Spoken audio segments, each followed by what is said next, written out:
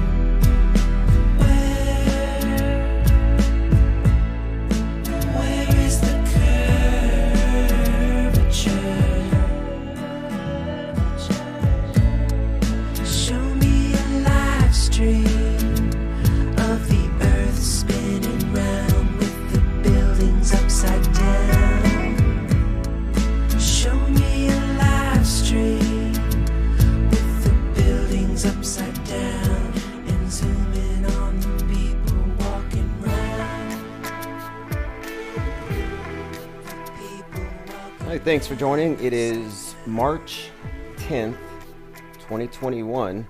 We're actually on the eve of the first anniversary of the pandemic. And this intro music is by Chief Crow. This is Where is the Curve? Chief Crow will be performing live at the Solar Returns Festival later this month.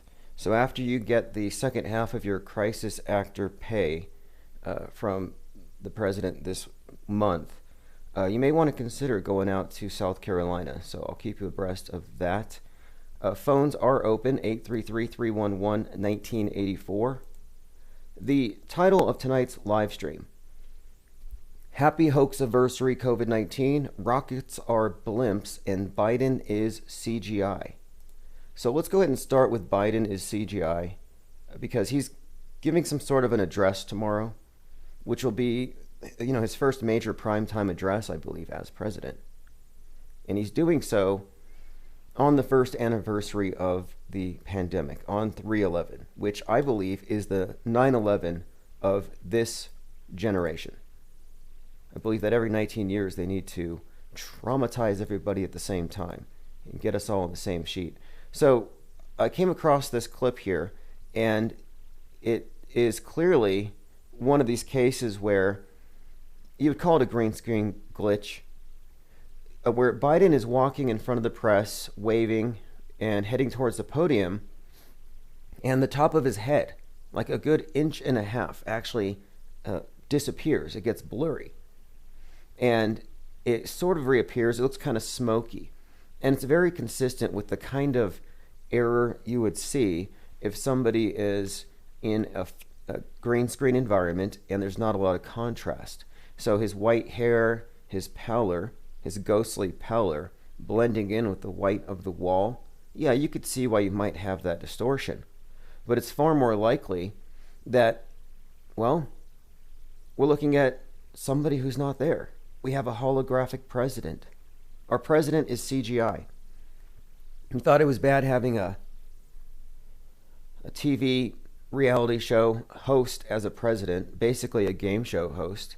Well, now we've got a hologram as a president. Also, I want to say thanks to DLive. They came to their senses. The other night I was talking about how they demonetized my channel, our channel, I should say. They demonetized the 24/7 stream because we engage in what they call political talk. And I said, this is satire. It's observation. Maybe it's political in the sense, but we're not trying to get anybody to vote one way or the other. We don't promulgate any kind of dangerous misinformation like pro-voting attitudes. And we're pretty much nonpartisan, and we don't discriminate. Open phones, open minds. We don't care who or what your background is. No discrimination. I've let people call in to espouse opinions that might be considered hateful or wrong, but I think that sunlight is the best decontaminant. So after about a month and a half without having access to Ninja Guineas, diamonds, and bananas, the digital kind that converts into cash, we have been re-monetized, and we've been taken off of the X tag list. So I've been X tagged, and I took the X tag off and they put it back on. So I guess I have to wear clothes again. No, I mean, it's really dumb. They censored us. They censored us for like, it's like a pre-hate crime, like Minority Report. Like, this guy might say something triggering. Well, I'm pretty sure the people who might be triggered by what I'm saying aren't listening. Although the other day the maintenance person was around, and I was just getting into a conversation with that individual who photographs the extraterrestrials. And I was like, today's guest is the photographer to the extraterrestrials. You know, and he just kind of, I don't know, I just assumed he didn't hear. Okay, let me go ahead and go through the list of topics. So I called this Rockets Are Blimps, Biden is CGI, because I'm talking about the fakery above and below. And while it's pretty obvious that there's a great deal of fakery in the world today, deep fakes with CGI, there's still something happening with the space programs. You can't just say it's CGI when you have witnesses. Although, are you looking at witnesses or are you looking at extras in a movie? Have you seen their video footage? But I have been referring to the owners of the space agencies as the Billionaire Blimp Club for some time. And the reason why is, in my opinion, these rockets, so-called, are in fact airships. And the public has been duped into giving them a whole lot of money to do some black budget stuff. Who knows what they're doing with this money? I happen to think I think that they've been building underground infrastructure. That's speculation on my part, although there is a certain ex-CIA agent who apparently heard or came across some information about children being trafficked to Mars. And as ridiculous as that sounds, NASA was quick to try to bury the story and call it ridiculous. Even Alex Jones didn't want to touch it. But I thought, well, even though I don't believe it's even possible, technologically feasible, desirable, or any of that, he may have come across something. Maybe they were being sent over to Terra Mar. You know, this place out in the uncharted waters, this, well, continent or whatever, this nation rather, founded by Ghislaine Maxwell. I just thought, well, maybe they were being sent somewhere else. And now that I'm thinking about it, Mars is probably a place beneath the Earth. A lot of the photography could be from Devon Island, but I think Mars might actually be below the ground. Now, that might sound like a conspiracy theory or just pure conjecture or whatever, but I have a number of reasons for thinking this. But anyway, I've been calling them the Billionaires Blimp Club for some time. And check this out. This is from futurism.com. Elon Musk breaks silence on why Starship prototype exploded. Here's what went wrong. So when you watch the explosion of the last rocket, it's just massive explosion, massive conflagration. I believe these things are just intentional. It's just a big special effect. You know, this is all about theater. It's pageantry. Big burning obelisk ritual. Anyway, he explained it on Twitter. He says the SN10 engine was low on thrust due to helium ingestion from the fuel header tank. Anyway, sloshing helium, in other words. And so I just thought about this for a minute. I'm like, sloshing helium. Now, they're going to give you their explanations. And they'll deny the people who have legitimate questions about what they're presenting, how it was filmed, how fake it looks. But, you know, as I said before, we're dealing with a society that is illiterate. They can read, but they're visually illiterate. Their eyes are wide shut. The average person cannot tell the difference between real and fake if it's on TV. They're so reality compromised. Lloyd Miller says, why is there helium there at all? Well, supposedly it's a clearing gas. And I've been doing a little bit of research on this, though, for some time. And I have many reasons for thinking that they're launching blimps vertically, that the external tanks from the space shuttles were all just blimps, and that you have the footage of the tanks falling down to the earth through the cloud to the ocean. No, you're actually looking at a blimp that they let go somewhere out near White Sands, New Mexico or something. And it's just an optical illusion.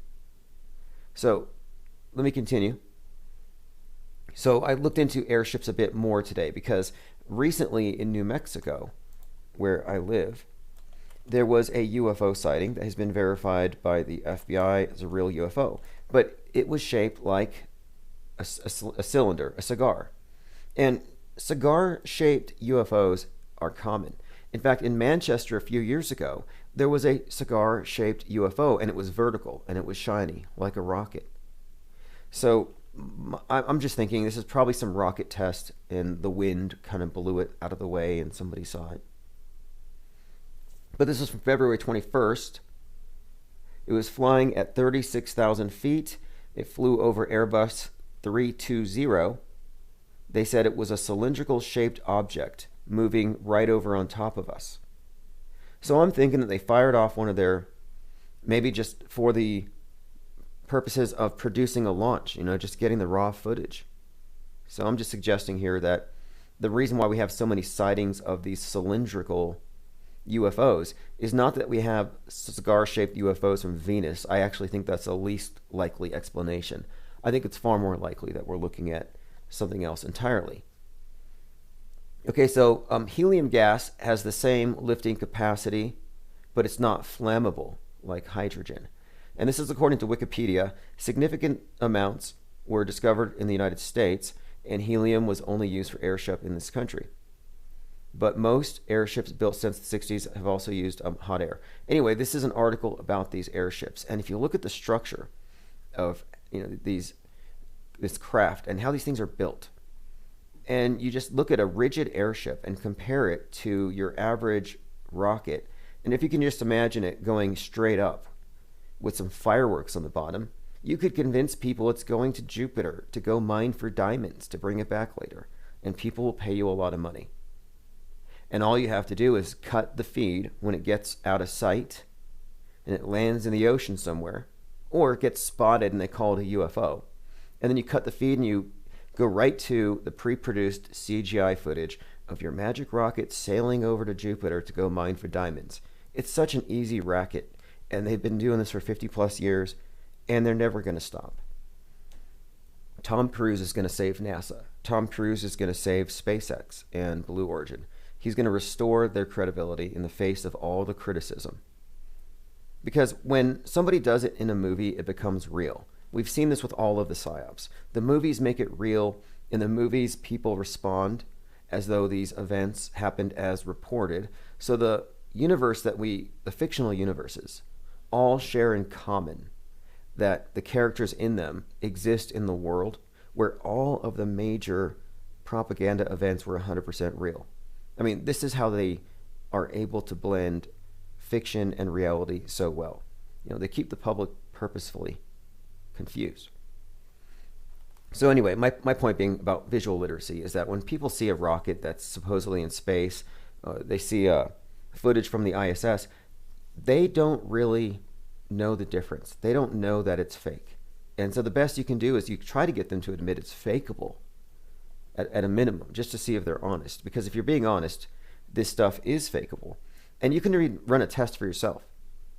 Show somebody the last SpaceX rocket launch and explosion, and show them one of their better simulations that they put on their website, one of their animations, and show them the, quote, real one first, and tell them that's the animation, and then show them the other one and say that one's the real one. And you'll find that people won't know. They'll think whatever one you tell them is real, because they're practically interchangeable. In fact, I've noticed that SpaceX actually kind of dumbs down a lot of their advertisements where they have these simulations, because it makes their, quote, real stuff look a little suspect. Okay, so the main topics, again, we've been covering is the one, rockets, I'm suggesting are blimps, and our president is CGI. And the next thing I have to get into here is the topic of 3/11, which I've been saying for about a year now, is the 9/11 of our time. They just didn't brand it that way, but the major transformative psychodrama of this generation was the coronavirus, the COVID-19. And this is part of this Metascript, this Metascripted drama that's written to basically write the future for the coming generations. And what we've been discussing on this channel specifically in the last 2 weeks, as we've been discussing the works of Stanley Kubrick and others, is that there are indicators that the overall script of the 20th and 21st century was written sometime in the 60s, and we're watching it being played out. I mean, there are some nuances here, some details, as you'll see. So if you're just getting here, we have Joe Biden on the screen, and you can probably find this clip.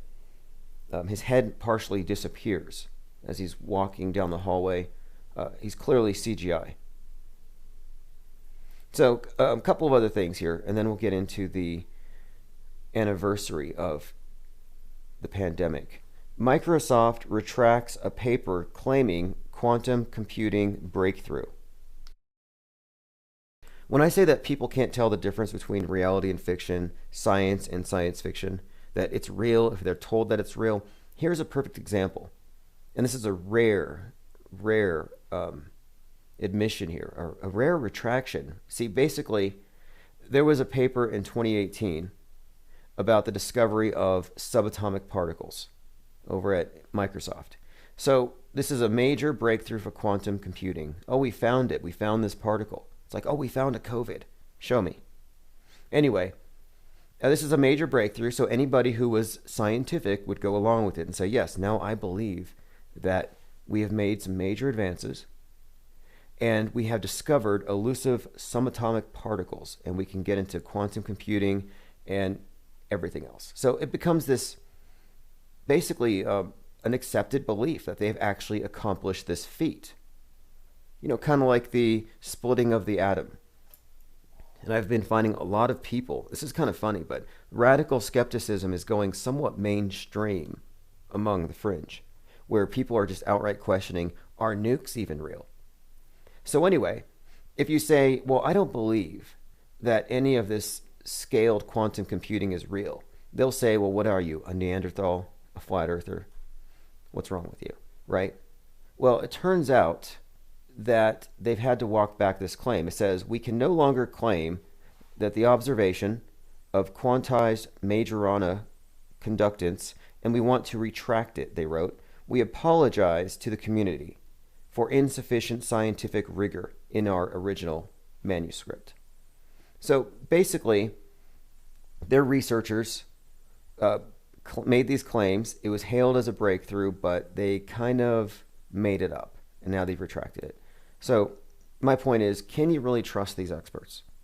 And right now they're selling people on the idea of celestial autobahns, space manifolds, rapid space travel across the galaxy, which will feel, well, suspiciously like, I don't know, hyperloops, which is what all the space agencies are getting into, hyperloops. Okay, so this is from 311, because again, tomorrow, in about 7 minutes actually, it's the anniversary. 311 album was released in 2001. This is just another example of how many references to 311 occurred around the vicinity of 9/11. And it was released and force memed into the mass consciousness through the arts, through the entertainment, and through the mass media. This is the predictive programming we've been speaking of, but in the last year, we've been just unveiling how much of the predictive programming was pointing at not only this 311 and the lockdowns and the coronavirus, but also what comes next. And what comes next, if you ask me, has to do with outer space. And I just saw some article today about China and Russia basically staking their claims on the moon. Okay, so the 311 album was called, quote, From Chaos. 9/11 was followed up 19 years later with 311. Musicians are co-opted to spread New World Order propaganda, and artistic representations of the future are being created for us. So the cover album, and this is an album of a band called 311. And the album, which came out in the vicinity of, around the time period of 9/11, has a COVID on the cover, or what looks to be a COVID. It's obviously an image, I believe, of the sun, and it's gone through some filter. But again, the sun and the symbol of the corona and the crown are inseparable, but it looks exactly like the virus. So this is the 6th studio album by 311, released June 19th, 2001. Singles from this album include, there's a few songs in here I think that were probably relevant. I went through the list, but I'm just pointing this out because it's another example of this overlap between 311 and 911 that we're consistently seeing, such as the one in the Matrix on the passport, his birth date 311, the expiration date on the passport 9/11, 2001. The meaning there, of course, is expiration date 9/11, which is the burning down, and then the building back is, I believe, what's happening now. This reset that we keep on hearing about.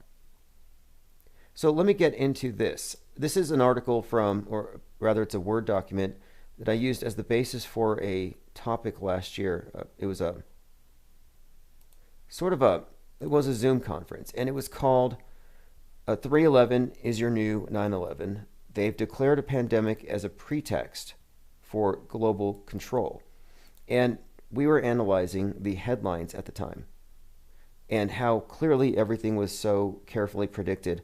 And one of the other things, we were analyzing the symbolism, both of the covering of the face, but specifically the COVID itself, which I was noting it looked suspiciously like a ball, or a globe rather, covered in nuclear detonations. All of these are Moscow red. And so I thought that's interesting. It almost looks like a communist takeover of the world, represented symbolically. And of course, you can just compare it. I put a side by side with the globe covered in mushroom clouds. I mean, last year was an incredible year for analyzing synchronicities in the mainstream televised events. Like the 75th anniversary of Hiroshima and Nagasaki met with these bombings in Beirut that featured big mushroom clouds. The whole first 2 weeks of August, mushroom clouds all over the world, inexplicably unrelated, yet somehow all of them synchronized and appearing to deliver some kind of a message.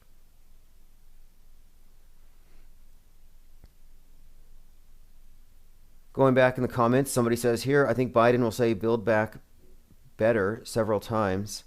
Well, you know, he was predicting dark winter, and we're 2 weeks away from spring. So I don't know if we're going to have our dark winter. There's not a lot of time left here. So I've lost confidence in Big Brother. I've lost confidence in the PSYOP industrial complex to do anything genuinely shocking. It's just that the masses are so easily convinced they don't have to try very hard. So if you have any comments on the CGI or holographic Joe Biden, number is 833-311-1984. This is just more fuel for the fire. There's still a lot of lingering QAnon speculation. And they're looking at this, they're looking at the Biden presidency as nothing more than a farce, some sort of a reality TV show that they're being forced to do by Donald Trump while he rounds up the deep state and unveils the master plan in about 10 days. Lloyd Miller says, I thought we had a dark winter. I think that they had it in Texas, I guess, but I mean, wasn't as bad as the Tom Clancy. But nothing's as bad as they say. This is supposed to be the year of Mad Max 2021. And another thing to consider too is, just much of what we're doing here is just criticizing, we're critically analyzing mass media promulgated narratives. And much of what they say has very little bearing on what's actually happening. And that's one of the things that we're constantly discussing, just these discrepancies. And so I can understand why people have reached such a level of skepticism that they're just not even willing to trust the media on anything. I feel like the concept of auto-hoaxing has gone again somewhat mainstream. Now, another thing too, listen to this. This is from Adam Schiff. He says, he's talking about deepfake technology. He says, beneath the humor, the nearly imperceptible shifts between faces reveal an undeniable fact. It's harder than ever to discern fact from fiction, and that poses a serious threat to our democracy. Now, I actually agree in the sense that how much of our lives have been really shaped by fiction. I mean, how many fake events, how many false, how much agitprop has replaced actual education? So, no, actually, people who have been spellbound by fictions have destroyed the very existence of democracy. We have oligarchs that basically control us because they control the minds of the masses through the media. It's pretty simple. Well, they're making fun of Adam Schiff here because he, like many others, have this is like more QAnon stuff. They're looking at this latest interview with Oprah. So the Oprah interviews Harry and Meghan, the royals, and I guess they're looking closely at what looks to be an ankle monitor on Oprah Winfrey. And I saw it too. And if you don't know the significance of it, the significance of the ankle bracelet is that, well, it means that they've already been captured by the good guys, Trump and the white hats, and they're wearing ankle bracelets and they have to show them off as sort of a way of letting Trump know that they're still in compliance. And so there's a whole list of celebrities, including Ellen DeGeneres and Tom Hanks, who supposedly have ankle bracelets on. I believe Biden has one on too, which is why they gave him that fake leg thing. I mean, the fall because he was pulling his dog's tail. Yeah, that, according to QAnon, was a hoax to hide the ankle bracelet. Now, I find that to be kind of absurd, but what are you supposed to do when you're constantly looking at evidence, or not evidence, but I don't know, what do you call it, breadcrumbs, bait? Is that what's happening? Are they baiting the QAnoners into believing radical, strange things so that they can be marked off as dangerously disconnected from reality? Sometimes it looks like that. It looks like some serious gaslighting on behalf of the Democrats and the Hollywood elite against their political opponents, which if they're doing that, it's just next level mind war. It's like they all get together. Hey, let's make the other guys, let's make their base believe that we're a bunch of child trafficking Satanists. Then later, when we show that we're not, they're going to look unhinged and crazy. I mean, that's kind of what they've done. Sleepy Random says, did Biden ever get into trouble for the dog thing? No. What happened is this. Well, okay, the story is that he was in the shower naked, and his dog, his new dog, dropped a ball in front of the shower door, and he decided to play with the dog, and so he stepped out of the shower and he reached for the dog's tail, and he was pulling the dog's tail, and the dog basically dragged him down the hall and down an alley. So you have a naked, slippery Joe Biden being basically sledded by the dog down the hall. And that's how he twisted his ankle. That's what he said, which I find to be, obviously a false story. But I thought, well, what's the meaning of it? Well, if you remember, this story came out at the same time that Hunter Biden's laptop was making headlines. His laptop full of material that might damage the presidential campaign of Joe Biden. So it looks to me like in order to distract the media from Laptop Gate, they had to wag the dog. And wag the dog is a phrase referring to a movie with Dustin Hoffman where in order to distract the public from some embarrassing scandal, they hire a Hollywood director to create some PR stunts. So I think that's just an inside joke, that Joe Biden didn't really pull his dog's tail, that he was wagging the dog. It was just an inside joke among the Democrats again. So if you're unfamiliar with the expression, Wag the Dog's a 1997 political satire comedy drama film directed by Barry Levinson, starring Dustin Hoffman and Robert De Niro. It's about a spin doctor and a Hollywood producer who fabricate a war in Albania to distract voters from a sex scandal. And I think the group of hoaxers, they were called, I think it was Department 303 or something.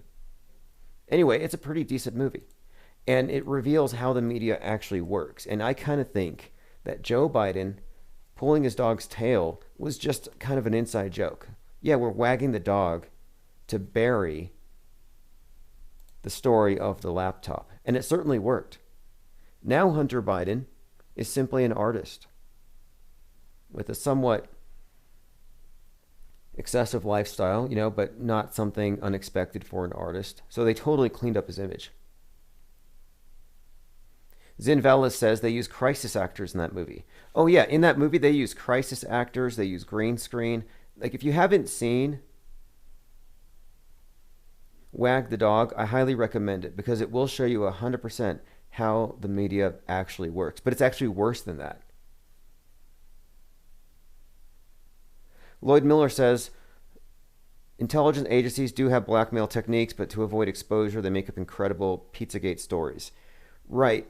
Well, here's another thing about the Pizzagate stories that I noted right away. It's partisan. So Ted Cruz is not a baby eater, but Hillary Clinton is. Donald Trump, he would never traffic children. Never Donald Trump. But Chuck Schumer, obviously. So they make it partisan, which makes me think it's not true, one. And two, if you look at the structure, the template of the story, it's just basically boilerplate blood libel, but they replace Jews with Democrats, with Hollywood elite. So they take the same stories of blood drinking, sucking blood through straws of these terrorized, unbaptized Christian kids. They replaced it. And my question is, where's the children? Because the whole QAnon story is about saving the children. Well, I'm sorry, but it was 2015 when this operation started, the so-called greatest military operation of all time. And by the time Trump's in office again, it's going to be 2024. It's too late to save the children. They all have crappy minimum wage jobs by then. Donnie of the Dead says, everything in the media is staged in some manner. Virtually nothing is live. If it is, that's the reason I go to Twitter. On Twitter, you can at least find some independent, accidental reporting that's raw, just unfiltered coverage. Everything that comes to the MSM is, of course, going to be filtered. We live in a Truman Show.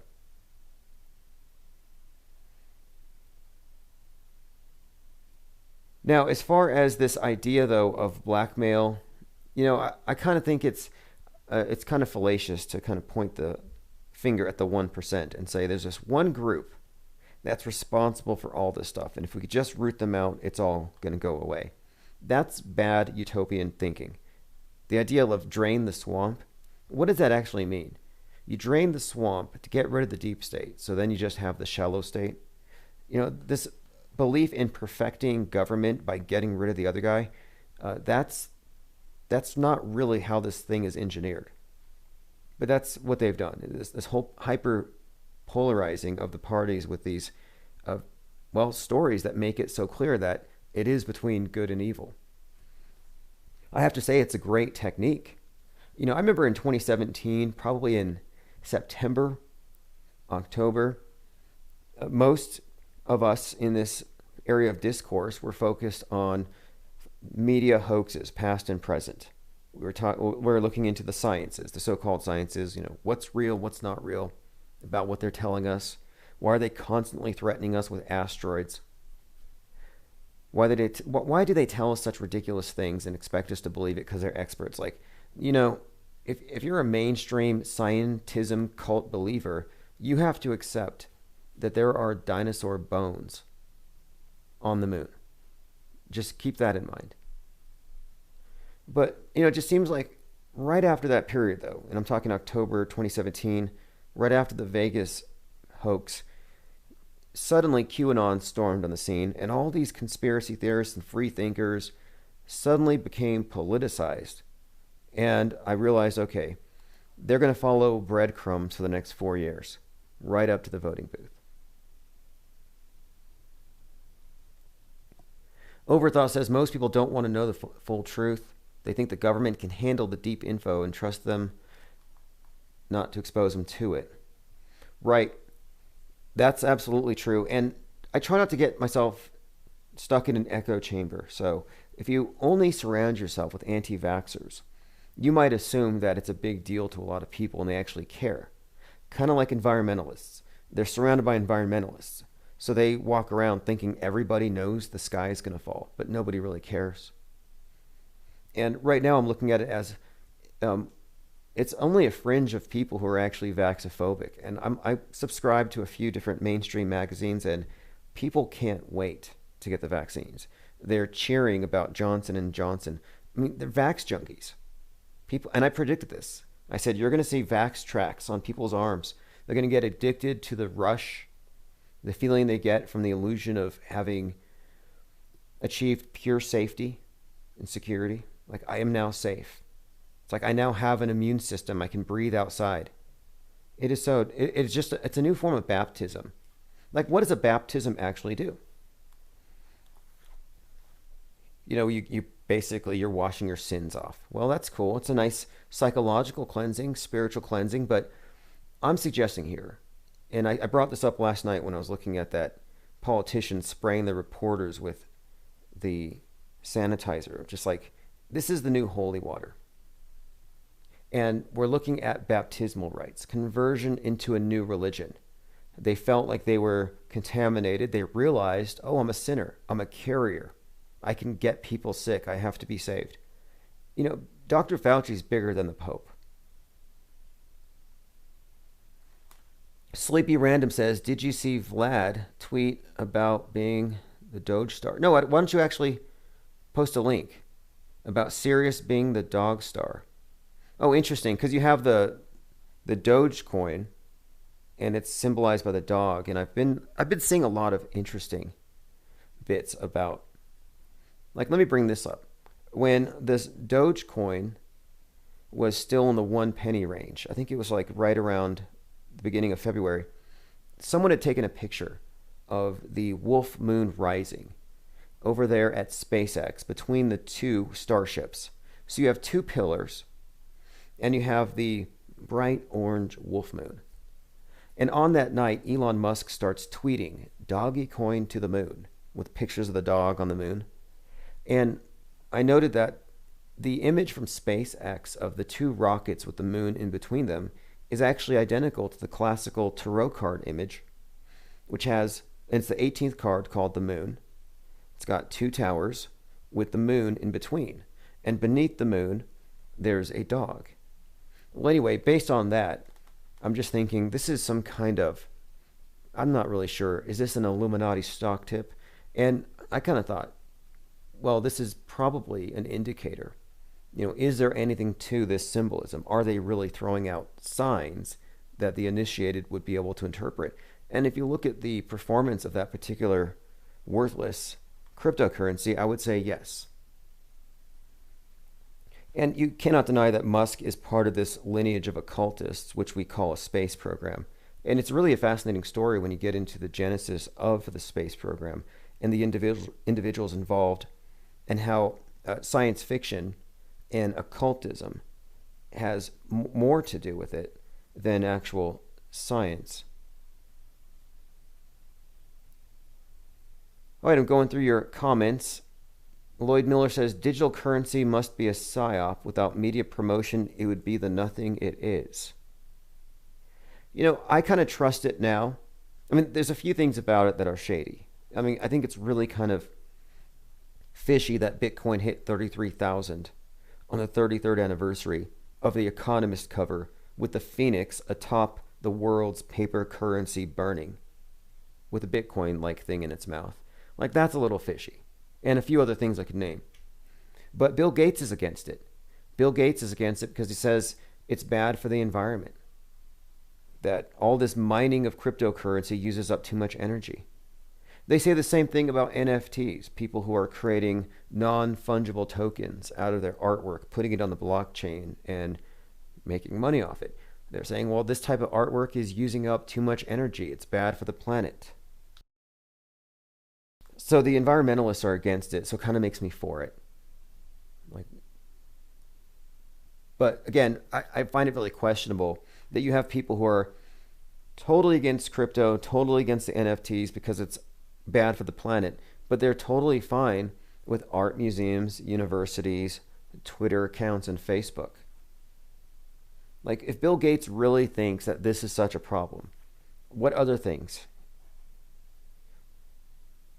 But we've already made that argument. We've already made these sacrificial decisions as a society, as a collective, mostly under the pretext of stopping the transmission of the virus. But I think this has always been the goal of the technocrats, and the environmentalist cause has always just been a stalking horse for what we're experiencing right now.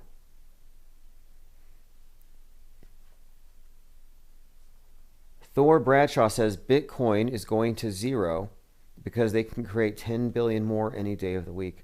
I don't know if that's true. I did want to point this out, though. Yes, we got monetized again. So you can, if you're into crypto produce, if you're on dlive.tv/infiniteplane radio, you can donate BTT, lemons, ice cream, diamond, Ninja Guinea, and inkjets. No, ninjets. I'm sorry. I'm just glad they didn't put pizza or hot dogs, like these Pizzagate terms. Ice cream's kind of a Pizzagate thing, though. Biden's apparently into ice cream. But anyway, they demonetized this channel for a couple months. I don't care. I mean, you know what it made me do? Is it made me find a few other avenues to keep this channel going without reducing the amount of things that we're doing that cost money. Like right now, we're actually streaming on 3 or 4 YouTube channels. YouTube hates that. We've been kicked off their platform more than 88 times. And all these old channels with multiple strikes, they're like zombies. They come back from the dead. They just need time. So I have all these accounts that have been pre-validated from years back, a couple of years. It's just like a graveyard. And here I have them lined up, a zombie army. So I have 3 YouTube channels right now, and I don't care. You can call in, say what you want, because if they ban it, there's another one waiting. Same with DLive. It was kind of pitiful that they decided that they had to take away our monetization because we engage in, quote, political speech, when they don't apply the same standard to the majority of their users. The majority of their users are video game addicts. Well, video games are inherently political. Look at Grand Theft Auto 5. Van Gogh says Bitcoin is open source code, so it can be tested against. Its numbers fixed at 21 million coins. Right, so there's a cap there. Right, exactly. But look at these parallel stories, like, oh, well, cash carries COVID. And we predicted this last year, and it was hinted at and foreshadowed in many movies. One of the more recent ones we've been analyzing is the Donnie Darko. But last night we were talking about Stanley Kubrick and his role in shaping the zeitgeist. And that's pretty much the bigger picture here. And that's actually what we've been trying to discern. Who are the authors of this modern age that we're living through? Who writes the scripts on the world stage? Because as of last year, in fact, it became very clear to me last year on 3/11 just how much our reality is actually more or less predestined to go a certain direction. So let's go ahead and revisit last year. So last year, again, around this time, and I think I'll just go ahead and go through it little by little. I had a talk, and it was coronavirus, which again, I'm sick of the term, and I'm sure you all have corona fatigue. I have anti-vax fatigue. I have so many things I'm tired of. I don't hate, but I'm more annoyed with anti-vax than pro-vaxxers. It's like the pendulum just swung the other direction. Okay, but let's go ahead and get into many of the anomalies and the predictive programming that pointed to what was to come the following year, and how right we were in choosing to use the 9/11 as a template for what followed the declaration of the pandemic. And I think we've been more or less vindicated, pretty much, well, 100%. So this is from a talk. Again, it was a Zoom conference. It was called Order Out of Chaos. Uh,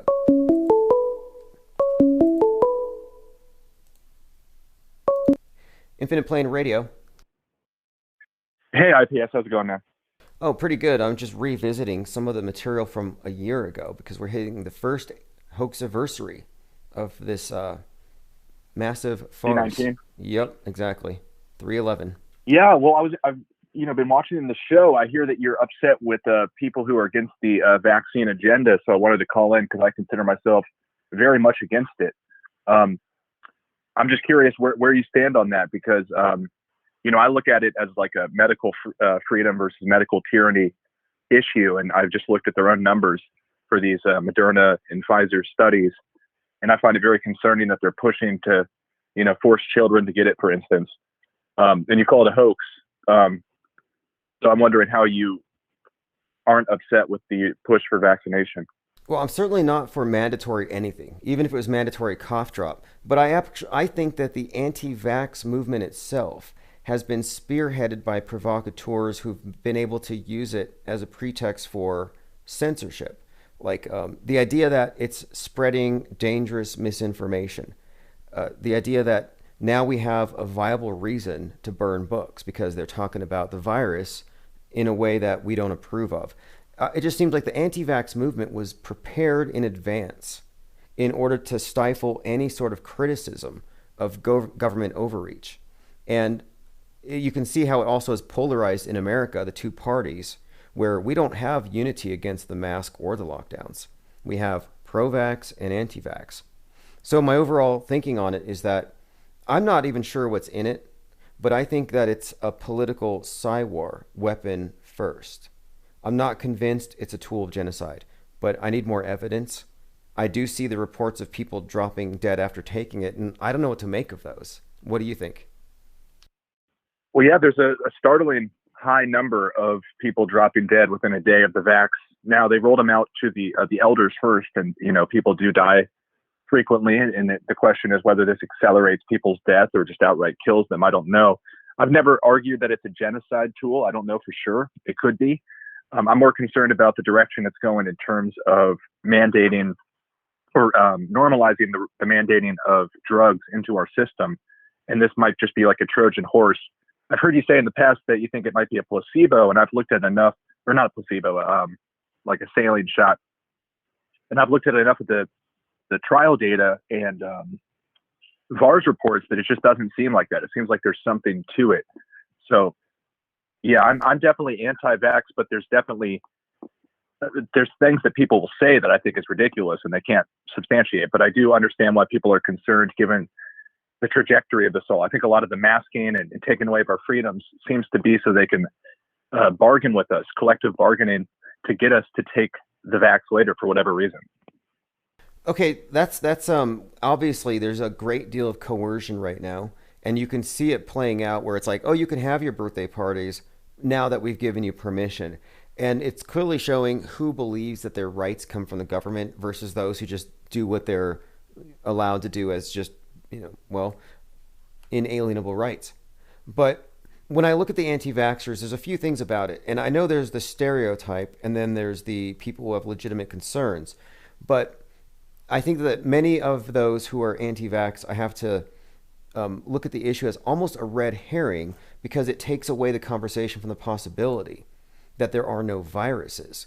And accepting the existence of a virus is all they need to plug you in to the modern cult of scientism. So that's one of the things about it that I think is being missed here. And then I have to ask too, are anti-vaxxers, like what's the scale of the damage they expect these to do? Is it really going to knock us down to the numbers in accordance with the Georgia Guidestones? Or is it just going to mildly retard us all? That's a good question. Yeah, I think that a lot of people's fear mongering is way out of proportion with what is actually going to happen. But I also see the mainstream media lying to people. And so I just feel obligated to tell the other side of the story and be like, hey, they say it's totally safe and effective, but they're also saying it's not effective against the variants and they might need annual shots and a booster shot. They also have all these listed side effects at astronomical rates. Like the Moderna shot, their own FDA filing says 94.5% of people have adverse reactions, well above the placebo arm of the study. So I think there's something to it, but some people definitely take it way too far, for sure. Well, I'm up to the look. Here's something too, because I don't, like I said, I don't believe there's a virus. So obviously, I don't believe this is a necessary thing. And if it's unnecessary, then well, you're doing harm, aren't you? Basically, violating your Hippocratic oath when you're just sticking the needle in. You're doing harm without necessity if the thing isn't real. But I kind of think here, I'm looking at Bill Gates. He put 10 billion in, he gets 200 billion out. So I'm like, okay, well, there's a massive return on investment. So I'm wondering, is this a coercive sales pitch that took a whole year to get us to accept this as a new normal because it's just more money, control, and power? So I don't know if the vax itself is deadly, but I do think it's a horrible development in terms of, this is definitely a pretext for further and deeper levels of control with our agreement, our compliance. Yeah, I think the United States has already purchased like 1 billion doses, which is ridiculous if you look at the population being 330 million. So yeah, big pharma's cashing out big time. And I don't have a problem with anybody wanting to take the vax if they choose to. It's just weird that we're all being forced to buy it, and then it seems like we're going to be forced to take it. And a lot of us see the writing on the wall, and so we're fighting it at this stage. And then, they can point out and be like, well, why are these people spreading misinformation, scaring people about the vaccine? And it's like, because we're seeing a couple moves ahead where they're going to try to mandate this and force children to get it, to go to school. And I just think that's an inevitability at this point that I kind of want to counter and fight. And I take everything issue by issue. So I don't mean to legitimize the virus or anything. I don't think that's my stance at all. But yeah, there are some people, I guess, that will buy into that. Like the example I would give for that is people who want Cuomo to pay because he let the seniors, or he forced the seniors to be accepted back into their nursing home. And I think that's playing right into the agenda, but people think they're fighting the man, trying to get Cuomo served justice. And it's just like, I think that's an establishment talking point. And maybe you're right. Maybe the anti-vax stuff is exactly what they want us to be saying. But I see the media trying to use the same tactics they use against 9/11, against people looking into alternate cosmology, all of these issues that I think are very important.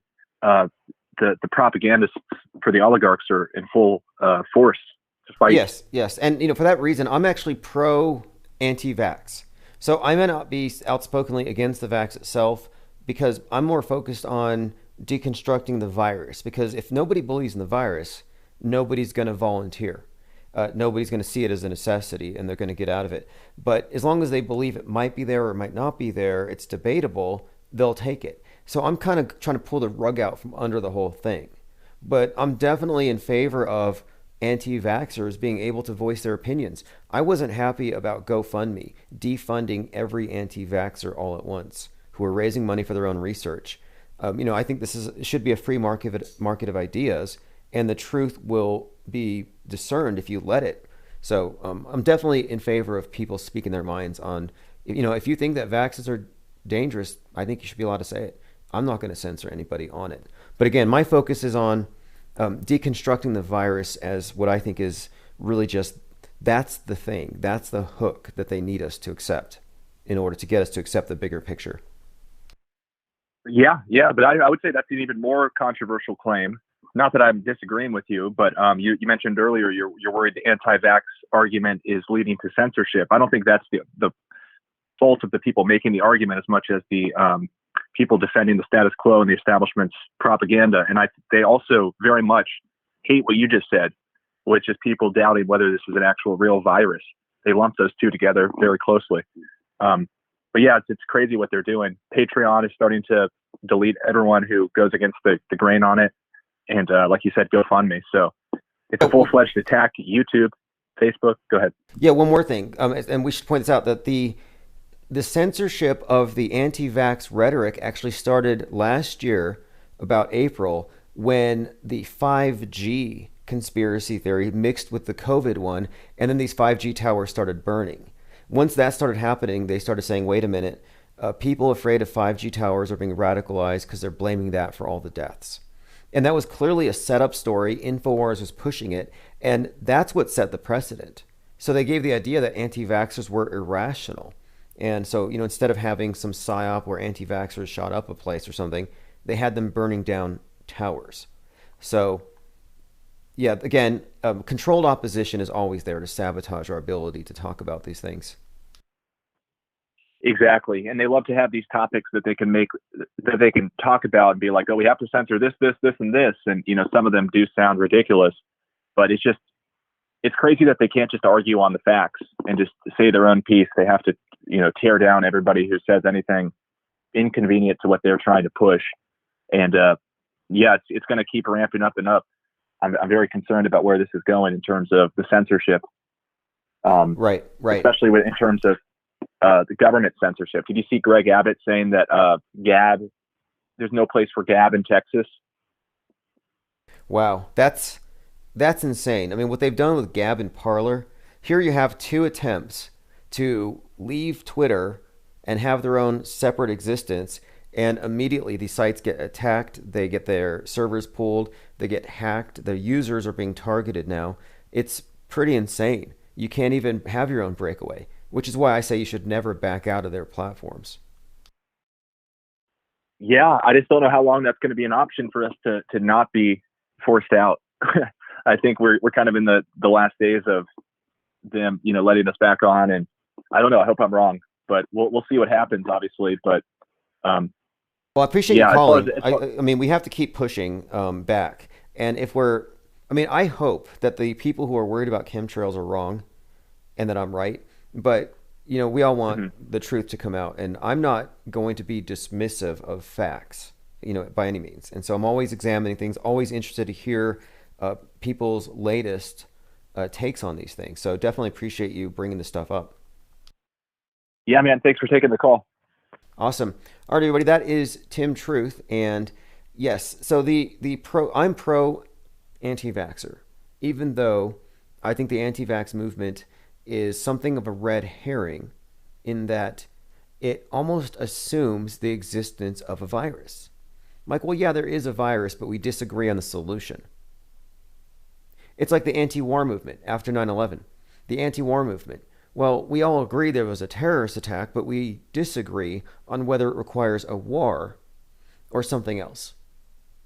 When at that time, if I could go back in time with the information I have now, I would have said, was the thing even real? Do we need to be anti-war or anti-media? Like, did not the virus spread through the media, through lies, or did you actually catch a bug that originated in a bat in Wuhan? I mean, that's so absurd. It's such a dumb conspiracy theory. Our conspiracy theories may be scary, but they're not as just nonsensical as the mainstream conspiracy theories, like the bat soup one that wiped out, 200 million people? Okay, so last year I put out this video, and it's called Coronavirus Order Out of Chaos, 9/11 equals 3/11. So let's go ahead and just I'm just going to skim through this because it's something that we released a few days, I believe, after they declared the pandemic. Worldly things you do here won't be done there. And my point is, the space program, environmentalism, these are all different ways where the governments and those who control the governments and the media are influencing us to adopt a certain way of life. That's why we're all being pressured to accept the idea of a carbon footprint. So what I want to start with right now is this. The basic premise of this is that 3/11/2020 was our new 9/11. And it wasn't as spectacular, and it wasn't all of a sudden. So it didn't exactly shock people in the same way. It's more like it crept on. But like 9/11, 3/11 was preceded by a lot of media foreshadowing. And again, when I say media, I don't mean the news media. I mean, okay, so that's just the start. And here's a quote here. There are decades when nothing happens, and there are weeks when decades happen. Vladimir Lenin.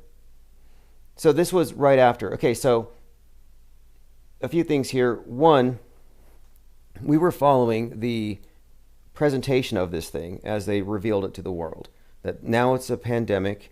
And I was looking at this in the context of this being a repeat of 9/11, and that we should expect everything that followed 9/11 to basically repeat again. But one of the things that we did was we analyzed all of the foreshadowing I was just referencing here, and we found that, yes, you could have predicted 2020 by the movies, by Netflix, by the movie The Joker, and by plenty of other things.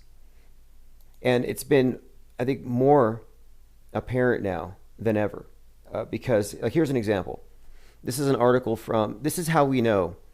So back in 2019, we were talking about this. But here's an article from October of 2019. It says, will the apocalypse and World War III start in Seattle? Now, again, this was an article from October of 2019 on BennettLeeRoss.com, where he says, predictive programming manipulates the subconscious by inserting messages filled with hidden references to Seattle and an attack on 3/11. So 3/11 is being described as a ground zero in many of these different movies that we've analyzed. Well, it turns out that patient zero for the pandemic arrived in Seattle. And here's a description, quote, the man who would become patient zero for the new coronavirus outbreak in the U.S. appeared to do everything right. He arrived January 19th at an urgent care clinic in Seattle. So here you have your 119, which is 9/11 reversed, and it's your patient zero, ground zero, Seattle, which is the 42nd state, by the way. Anyway, a few other interesting bits here. There's exactly, and this is just showing you more of the patterns that we're connecting 9/11 to this 3/11. There's exactly 911 days between the New York attacks and the Madrid bombings on March 11th, 2004. And that's by Snopes. They actually fact-checked that one.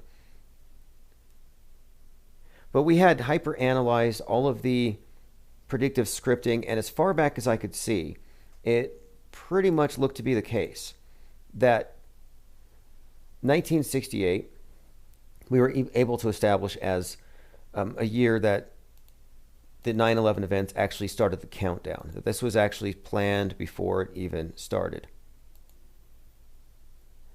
Dean Koontz predicted coronavirus in the 80s in his book Eye of Darkness. Something else I brought up last night was there was the TV show called Black Monday. That was that Monday, 3/16/2020, where we had the market crash. There was a TV show called Black Monday on the day of this Black Monday market crash. And the TV show is actually about the 1987 Black Monday market crash. I mean, we've had these layers of coincidences connecting entertainment to the news media, literally predicting the future. I mean, your television. You go back to look at your Netflix. You're looking at essentially a crystal ball. I mean, you can just watch the future by watching Netflix.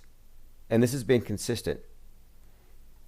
Okay, so I'm not going to go through all of it, but I am, over this evening and tomorrow, I'm going to be kind of going through all my notes from a year ago, just to show you how much we had leading us to suspect that 3/11 was going to be ground zero in Seattle. Only we were expecting some kind of a nuclear detonation.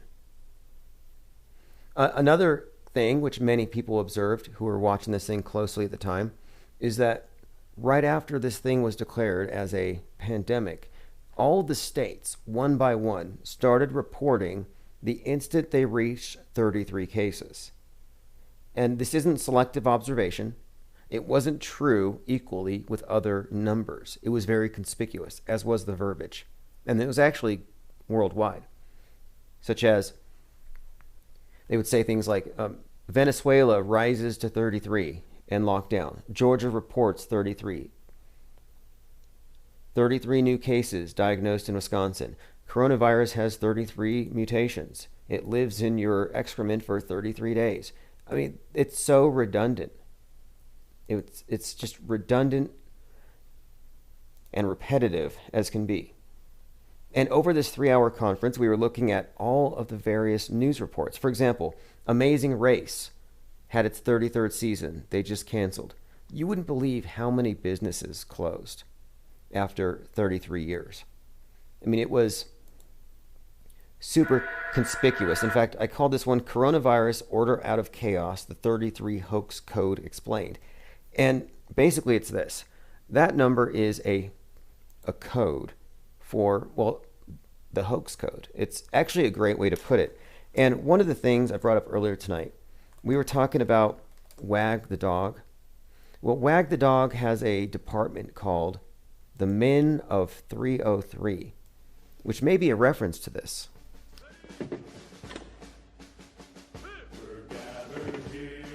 This is a clip from Wag the Dog where they're honoring the Men of 303.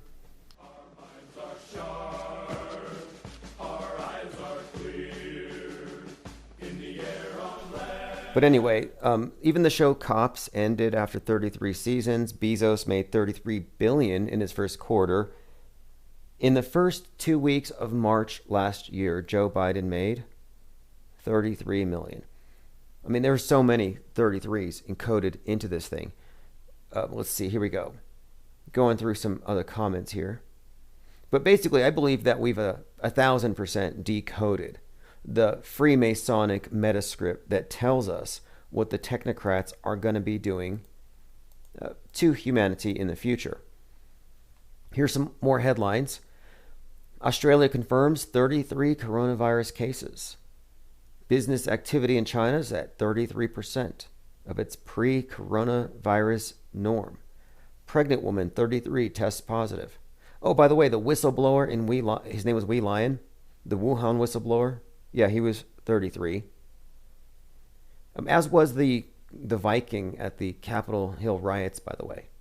Like, anybody who's anybody changing the world is 33 right now. It's the weirdest thing. Colin Kaepernick, he sparked off the whole protest movement with the kneeling, is 33 this year. Don't be surprised if something crazy happens there. Boston health officials monitoring 33 people who could develop coronavirus. Anyway, it was absurd at how repetitive it was. And again, this is not selective observation at all. We had gone through the news articles as they were breaking and analyzing the stuff day by day. And it was like, clearly, this was an example of monolithic media. Not decentralized, no competition between different factions. No, quite obviously, we're looking at, well, something very monolithic.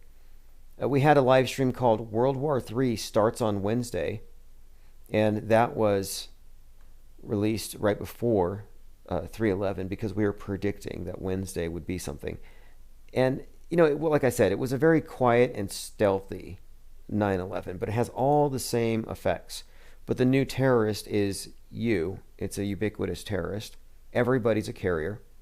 And it's the same thing. With the previous thing, it was the radical Islamic mind virus that they had to isolate, send to Guantanamo, contact trace those who've been in contact with it, or its radicalized mosques. In other words, super spreaders. The Department of Homeland Security was basically doing what contact tracing does now. You got to find out who might be carrying the virus. You want to find the cells so you can remove them from the body politic. And the verbiage, the lexicon tells you everything. Only now, instead of quarantining the terrorists and waterboarding them, pouring water up their nose to find out if they have the Islamic mind virus, now they quarantine everybody at their own homes. So your home is your private gitmo. And instead of waterboarding you to see if you have the terrorist virus inside of you, they stick a Q-tip really deep inside of your skull. Same thing. And of course, we're all suspects. That's another facet to this thing, that we're all pre-convicted. In fact, I found this clip where Superman is pre-convicted. It's from Superman 2005, where they're like, well, we have to quarantine you because you're an alien. And he's like, I've been here for 33 years and I haven't got anybody sick yet. And they said, yet. Very, very consistent. Now, what does the number 33 mean? Well, one of its main references, it references the crown, the corona. The crown, when you look at the eclipse, the corona is the ring of the sun. Also, it's the crown of thorns on Christ. It's the laurel wreath of Apollo. It's the crown chakra. It's the top of the 33rd vertebrae. It's the age of Christ when he dies or transcends. You could look at it as, well, water freezes at, and you look at the, there are several layers to it. There's a Masonic import, which is the highest rank of Freemasonry. But, beyond that, there are so many other apparent references, things at this number. And it's so strange, that you have all these different cliques and groups that throw out the same exact symbols. I was just kind of talking about Tom Cruise earlier, how it's just a fact that he actually divorced every single one of his wives as soon as they turned 33 years old. But the 33rd degree Freemasons, their logo is the double-headed eagle. And the meaning of it, the logo, the motto says, order out of chaos. And I think that pretty much says it all. That we're looking at the hoax code. That they create a new order after bringing about chaos. This reset thing they keep talking about. It's the symbol of the phoenix. The phoenix is synonymous with the Christ figure. So 33, Christ, phoenix. You see these things all layered together. And what are they? What do they have in common, rather? The burning man, the phoenix, the Christ. Well, they die and they're reborn. And they've all been used as symbols of the sun. The reset is what the phoenix actually means. And this, again, is so ingrained into all of these scripted events that it's unignorable. I mean, just as an example, 1968 is when the term coronavirus was actually coined, right? 1968 is when 9/11 became the emergency number for America. 1968 is when the construction of the Twin Towers began. 33 years later, the towers burned down, and one of the proposed replacements was a single tower, and Donald Trump was behind this, and it was to be called the World Trade Center Phoenix. So there you have your Phoenix, your reset, your 33. It's so repetitive, but it's consistent. And, it's consistent enough that we have been able to really extrapolate from this. Basically a script, like 1.9 trillion stimulus package. Well, what does that number mean? I mean, 1.9 trillion, 19. You see the COVID-19, you had the 19 hijackers. You had the Comet 19 that passed right before COVID shows up, the Atlas Comet. These numbers mean something. Maybe not to you or I, but to the Metascripters. It's definitely a code. Nothing here is coincidental. It's not a coincidence that they compared the Saturn-Jupiter conjunction of 12/21/2020 to the Star of Bethlehem. They're just pointing out to us that it's a reset. Year zero, starting over. Lloyd Miller says, who stopped Trump's plan for the World Trade Center rebuild? I'm not sure. I think they had a better idea. But the fact that they were going to call it the World Trade Center Phoenix, I mean, how much more obvious could it possibly be? Which is probably the reason why they didn't do it. Trump Twin Towers and the World Trade Center Phoenix was a proposed twin-towered skyscraper complex that would have replaced it. So anyway, I'm suggesting here, though, that what we're looking at is a long-term zeitgeist-shaping series of psychological operations, major transformative events, that these are all part of a Metascript. And one of the reasons why we've been looking so closely at the work of Stanley Kubrick is he's rumored to be the one who filmed Apollo 11. And if you look at his movie, as we did last night, Space Odyssey 2001, it has references to 9/11. It has references to COVID-19. It has references to a lockdown under false pretenses, lying about a virus to lock people down. It has scenes where just the visual the visuals there, the iconography is connecting the viewer back in 1968 to the future, to what would happen in 2001. Even the monolith in the 2001 Space Odyssey movie from 1968 has a corresponding monolith, the Millennium Hotel there at Ground Zero. Not a coincidence that 2020 seemed to mirror 1968 in many, many ways. And I can show you how intentional this was. This is, Metascript at its finest, Metascript deconstruction at its finest, when you can break apart all the different ways that 1968 was superimposed onto the narratives last year, 2020. But towards the end of 2020, what did we see? A whole lot of monoliths just appearing, starting off in Utah.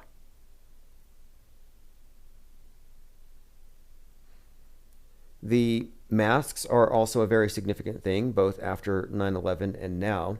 That was a major component of Kubrick's film Eyes Wide Shut. But the reason I've been discussing him exclusively lately is someone brought something up to me about some of the actors that Stanley Kubrick worked with that are worth examining in this broader context. And we'll get into all of this. There's so many different threads here, but we're onto something. I really see we're onto something here. You can find actual clear visual references to the events of September 11th, 2001 in Kubrick's film The Shining. Multiple references, just as you can find references in Space Odyssey 2001. I mean, it's just like, wait, and also Dr. Strangelove, which, by the way, strangely, was going to be screened on 11/22/1963. So it was nearly screened on the day JFK died. And the same researchers who made this connection between Stanley Kubrick's Space Odyssey and the events of September 11th, the same researchers have actually kind of come to the conclusion that the JFK assassination was a made-for-TV psychodrama, didn't really happen, and that Kubrick was also a key player in that production. That's why I'm saying he's a major figure in the metascripting of the 20th century and beyond. Let's see, Lloyd Miller says, has Jack Nicholson talked about Kubrick? I'll have to look into that. I've been focusing on Tom Cruise, Mr. Divorces All His Wives at 33. Mr. Tom Cruise, who plays a 33-year-old who dies and is reborn after 3 days in Vanilla Sky. I mean, that guy's movies, Tom Cruise's movies, are majorly part of this ridiculous metascript. I mean, the characters they give us, these idols, these celebrity idols, they're all just carriers of this broader, protracted psychodrama. And it's very curious that Top Gun is going to space this year to shoot the first movie in space. And again, once they make a movie about something, it's real. But again, the significance is he was in Eyes Wide Shut. Major connection here. The guy who's going to film the first movie in space was actually living and spending a great deal of time with the guy who is rumored to have staged, faked, filmed the moon landing. I mean, a little bit of irony there, I guess. Now, there's a few examples of predictive scripting in The Shining to both 9/11 and to Apollo 11. And that's what's so interesting about this. We're talking about several major transformative psychodramas being referenced by the same director. And this has great explanatory power for how widespread this phenomenon is. Like, this is an old story. In fact, in our analysis of this 311 thing, I mean, these patterns are so ridiculous. And as you will read, if you get my book, which is going to be out later this month, I've just been, editing takes longer than writing for me for some reason. Conspiratained. I'm putting out charts to show you some of these undeniable patterns connecting major players in media, writers, script writers, graphic novelists like Ellen Moore, where they put out comics on a specific topic like In The Watchmen, there was a story that came out in '86 by Alan Moore, the guy who wrote V for Vendetta, and many others. So he puts this piece out about somebody getting killed by space junk. And this is in 1986. 33 years later, there's a TV show on The Watchmen, an episode based on that. And that episode airs on 11/3/2019. And the significance there is that date, 11/3, has everything to do with basically the sky falling. As we'll get into as we analyze this stuff. Much of it you'll see in these patterns involves numbers and patterns, words being reversed, anagrams. 11/3, 3/11, widely noted memes last year. The people noted, for example, release the Kraken was a major meme after 11/3. 11/3, of course, we're talking about Election Day, was being pointed at as a day that, well, the Kraken would be released by the right, where they believed that Sidney Powell was going to show the whole thing. It was going to be a big, I guess, upset. Didn't happen that way, but my point is, we were finding that this meme about the Kraken pointing at 11/3 was being forced out there, force memed, promulgated, and popularized months in advance using the NHL hockey team. Again, this is all just, as you'll see, and it takes a mind map at times to really show you these threads, to show you how beautifully orchestrated our news media is and how well it does at shaping the worldview of the multitudes and keeping everybody on the same sheet.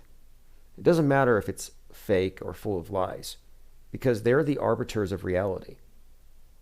And that's one thing that last year really should have taught all of us. The mainstream media determines what's real. It's basically magic, in a sense. Posel says, Dr. Seuss was the first memes of their type during the Third Reich. Yeah, I saw Dr. Seuss got canceled. And last year he made $33 million. A lot of these dead artists are doing exceptionally well. I heard Michael Jackson's doing well. Kobe Bryant's doing well. Okay, well, let's see here. Let's get into a couple of things. I have a list of liked tweets I wanted to assess. Again, if you have any questions, comments, anything to add, feel free to call in. Like I said, we've been doing this Metascript debunking, deconstruction, and now it is 3/11. It's the anniversary of the pandemic. Biden speaks later today, or rather his hologram speaks later today. I mean, what is this? We have a holographic president. Doesn't that bother anybody? UK government is hoping students will perform their own COVID-19 tests as schools reopen. See, this is why I'm not afraid of this whole COVID thing. I'm not afraid of the virus because I don't believe in it. I'm not afraid of the solution for the virus because I think it's ultimately voluntary. The UK government is hoping students will perform their own COVID-19 tests. The scheme is already raising doubts among experts who warn it could be a disaster. Yeah, you think? It's dangerous.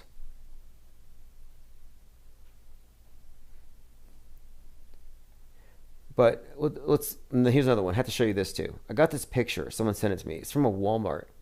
I guess some companies were expecting this thing to last a lot longer. Maybe it will. I kind of doubt it. But it just shows you how the new normal is something that they're establishing in the culture first, so you go with it politically. Last night we were talking about the rapper, I think it's called Future, and he had this album called Mask Off. I think it was 2017. And even then, they're wearing these basically COVID masks that are very decorative and nice. But here I'm seeing at a Walmart these posters of models wearing decorative masks. So it's like, wait a minute here. Is that to protect them from something? I mean, they're certainly not disposable, which is a problem. I have to ask anybody, if you're taking a home COVID test, let's just say you're at home, you got your swabs, and you're testing it. Where do you put the test after? Because assuming, and I guess we should, assuming that you have COVID, well, now you just put COVID on that stick, on that Q-tip. So why would you put that Q-tip in the same trash can where it goes to the dump, where it could infect people? You're actually supposed to autoclave infectious waste. So my question is, are masks infectious waste? Or is it a fashion accessory? It can't be both. It's either a fashion accessory or it's something that carries infectious waste and you should throw it away. It's basically a used thing, and you don't reuse these things. You shouldn't anyway, if it is what they say that it is. Just another one of these glaring inconsistencies in the main narrative.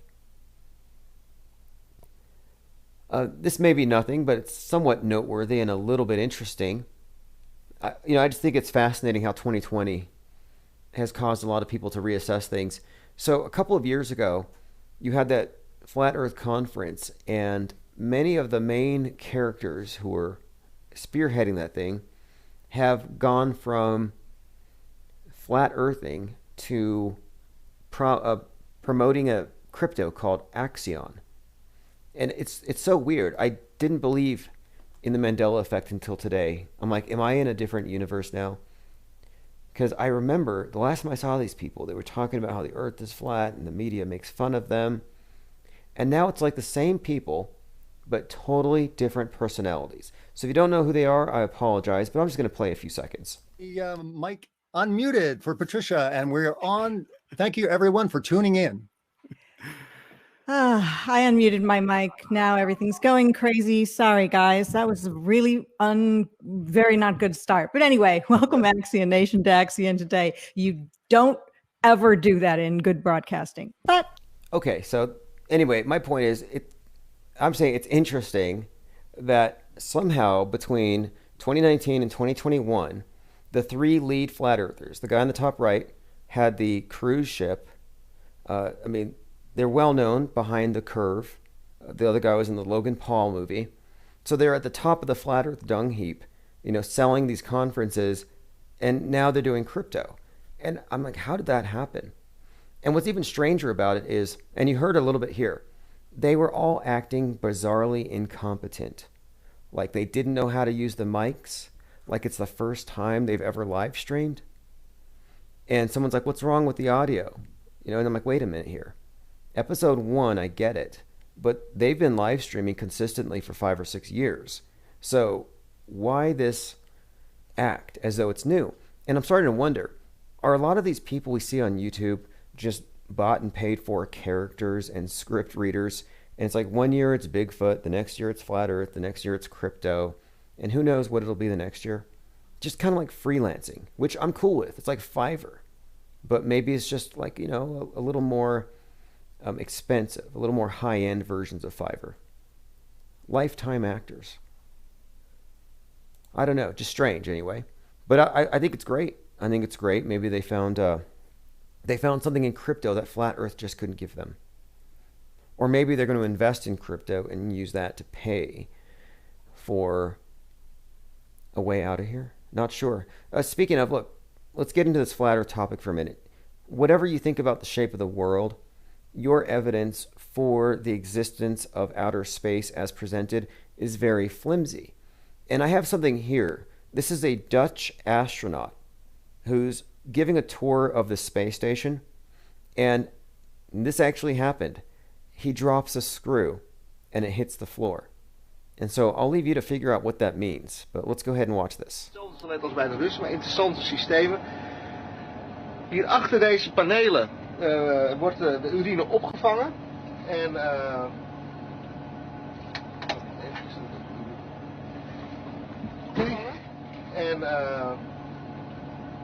okay, here he is. He's taking a screw out of the wall there for some reason.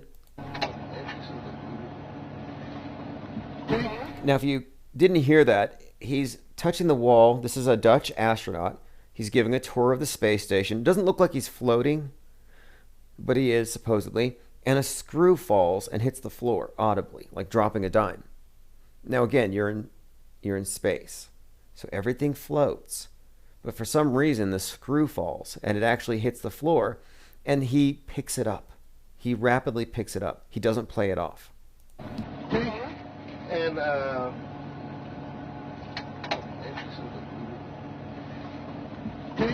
het is zo. Well, again, what's the explanation? I brought this up a few times to diehard space religionists. They're space heaven, and they really do believe everything. Very faithful adherents of the Church of NASA. And they say, oh, obviously it was microgravity. Oh, microgravity? So they passed by a little pocket of gravity and it pulled a screw down to the floor. How did that happen? And that's just one of dozens of glitches. This is why we enjoy it. It's like Mystery Science Theater 3000. The premise of the show is, and this is us, a group of robots are held captive and forced to watch bad science fiction movies as a captive audience. And that's pretty much us. That's our situation. We were born into this. We can't get out. There's no opt-out, and we're forced more or less to consume bad sci-fi. So they make the best of it, and they hyper-analyze it. They throw popcorn, they laugh at it, they mock it. And it's kind of what we are left with doing. Somebody says it's a gravitational anomaly. Right. I would love to hear what some of these scientists, like TV scientists, would have to come up with, because they make up stuff on the fly. Like Neil deGrasse Tyson, he'd probably say it was a gravity pocket. Oh yeah, it's a gravity pocket. They float around in space, and yeah, it's just a byproduct of. It's kind of like wingtip vortices. When an airplane passes, it ripples the environment. Well, when the space station is traveling at 17,000 miles per hour, sometimes it creates ripples in the dark matter.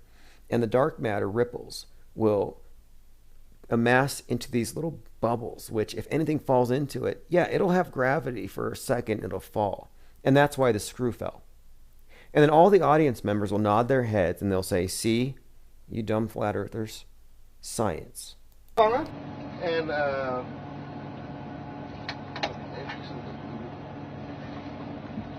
I love the way he looks down at it. And I think he realizes, oops. Because the correct response would be to pretend like it's floating around. All right, again, did anybody have any sort of explanation for why the top of Joe Biden's head disappeared while he was walking through the White House? I mean, I'm starting to really question if the QAnoners aren't correct on some level about Castle Rock and a fake White House. Or they're just trying to make it look like that. Infinite Muse says this clip is gold. Yeah, I'll make sure I put the clip in the video description. So if you're not subscribed, go ahead and subscribe to my Patreon account. It's patreon.com/infiniteplanesociety. Once I have 300 people following, we will do this 5 nights a week without missing. Right now, it's usually 3 or 4. Patreon.com/infiniteplanesociety. $2 a month, live stream notifications. And also, you get the email list update with the latest archives, and in the archival notes I'll put links to the videos. Sleepy Random says Biden's hair disappeared in a pocket of gravity. Right. Well, somebody says here another angle would be appreciated, and from what I understand, the people who are looking at this have not been able to actually find any other angle, any other footage. And this is from behind the media. It's from behind the cameras. So you see some members of the press. And yes, his head is disappearing and reappearing. I'm not sure what to make of it. Are we looking at a Weekend at Bernie's situation? A hologram? A deep fake? Are we looking at Beau Biden in a hideous silicone rubber headpiece, playing the role of his father, who's retired off to Epstein Island, hanging out with Derek Chauvin and George Floyd? I mean, what do you all think? And is this Lobes Biden or no Lobes Joe? War You Deal says there's no such thing as free energy. Knockout Bear says, don't say poor video quality, that's some fakery. Well, this is the type of stuff that we see all the time on the space station. Well, they'll say it's a green screen glitch. Oh, it's a real selective glitch. But the type of glitch that we just saw is consistent with the type of error you would expect as a video editor. You have someone who's really high contrast with the background. So Joe Biden right now is very, sheet white. His hair, his collar, his skin, the background is white. And so if he's being green screened in, the program is having a difficult time discerning where his boundary is. And that's why you're seeing his head slightly disappear. We saw the same thing with Anders Breivik, the shooter out there in Norway a few years ago. In the courtroom scenes, his head was constantly disappearing like this. So again, I'm looking and I can see the top of Joe Biden's head is gone. And look, that is a green screen glitch. That doesn't happen. You've never had your camera phone out and you're recording somebody and a hand disappears or something. You've never had that happen. And I guarantee the press has better stuff than what you have. The ghost of Biden passed. Exactly. So again, happy hoax anniversary if you're just getting here. Happy hoax anniversary, COVID-19. Congratulations, Big Brother, on duping the human race again. Rockets are blimps. The reason why Elon's rocket blew up is the helium was sloshing or something. You have a CGI president. And the modern zeitgeist was written by the same guy who brought you The Shining, which explains a lot. Like, what a horror show. And The Shining is a really unwatchable, trash movie. I was a film studies major for a few months. I had the options to jump majors quite a bit because I had the GI Bill thing. And, I looked at these, and people watch these films. They deconstruct them, like Clockwork Orange, all these films in detail. And that's probably why I still do it to this day, because I'm aware of how much subtext is put into these things.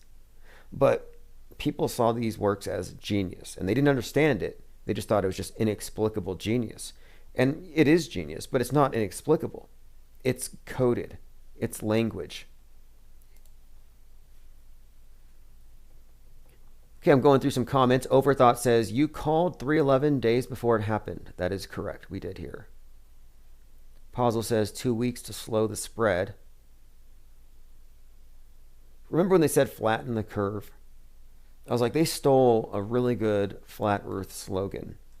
2 weeks to flatten the curve. 2 weeks to convince everybody that we're not on a ball. Commenter says, no government exists above ground. Go check the traffic cams. Yeah, what does that mean? I've been seeing videos posted everywhere about how the street cams that are supposedly showing us the Capitol are actually fake, or it's again, this Castle Rock place keeps being brought up. One thing I have to say, radical skepticism has gone mainstream among the fringe. When I first started looking into the topics of crisis actors and staged events, anybody who said that that's just an actor would usually be marginalized, because mainstream conspiracy theories believed everything was real, that you had killers everywhere, mind-controlled killers ready to go kill people at the mall. And Alex Jones was a major purveyor and pusher of that strain of fear pornography. It's all about selling the fear. The auto hoaxers, the ones who are saying it's all theater, they take the fear out of it. And when that happens also, it kind of gives away that if we're right about this stuff, and if I'm wrong, somebody can prove me wrong someday, hopefully. Correct me, please. Don't let me continue down this wrong path if I'm wrong here.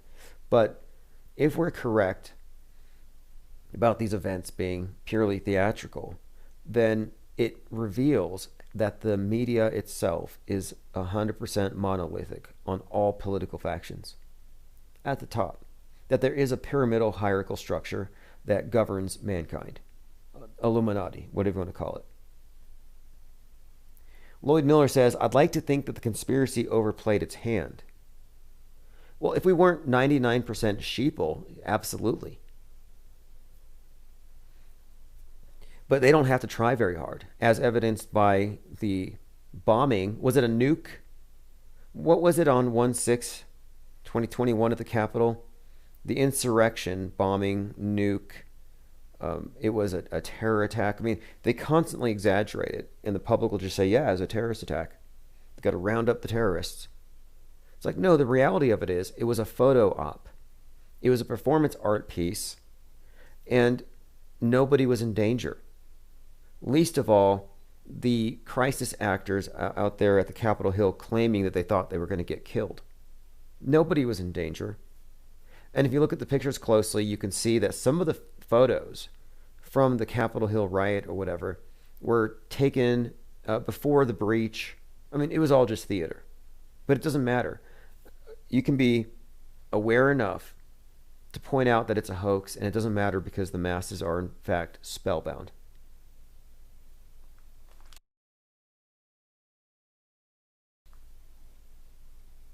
Which is why I think that it's worthwhile to sit here and point out the fakery, because they're going to pull off something majorly, something big, something huge, I believe, just based on the last month.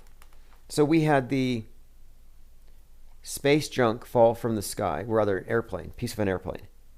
And then we have these movies about space junk. Debris comes out, Don't Look Up is coming out, and the plane parts falling on the house in Colorado looked way too much like the movie Donnie Darko, about plane parts falling from the sky. Well, then, coincidentally, shortly after that, people actually see Chinese space junk falling over Queensland. So now, and I said this last year, I said, look, you're going to see space junk. It's going to start to happen. They're preparing us for it. We called it out.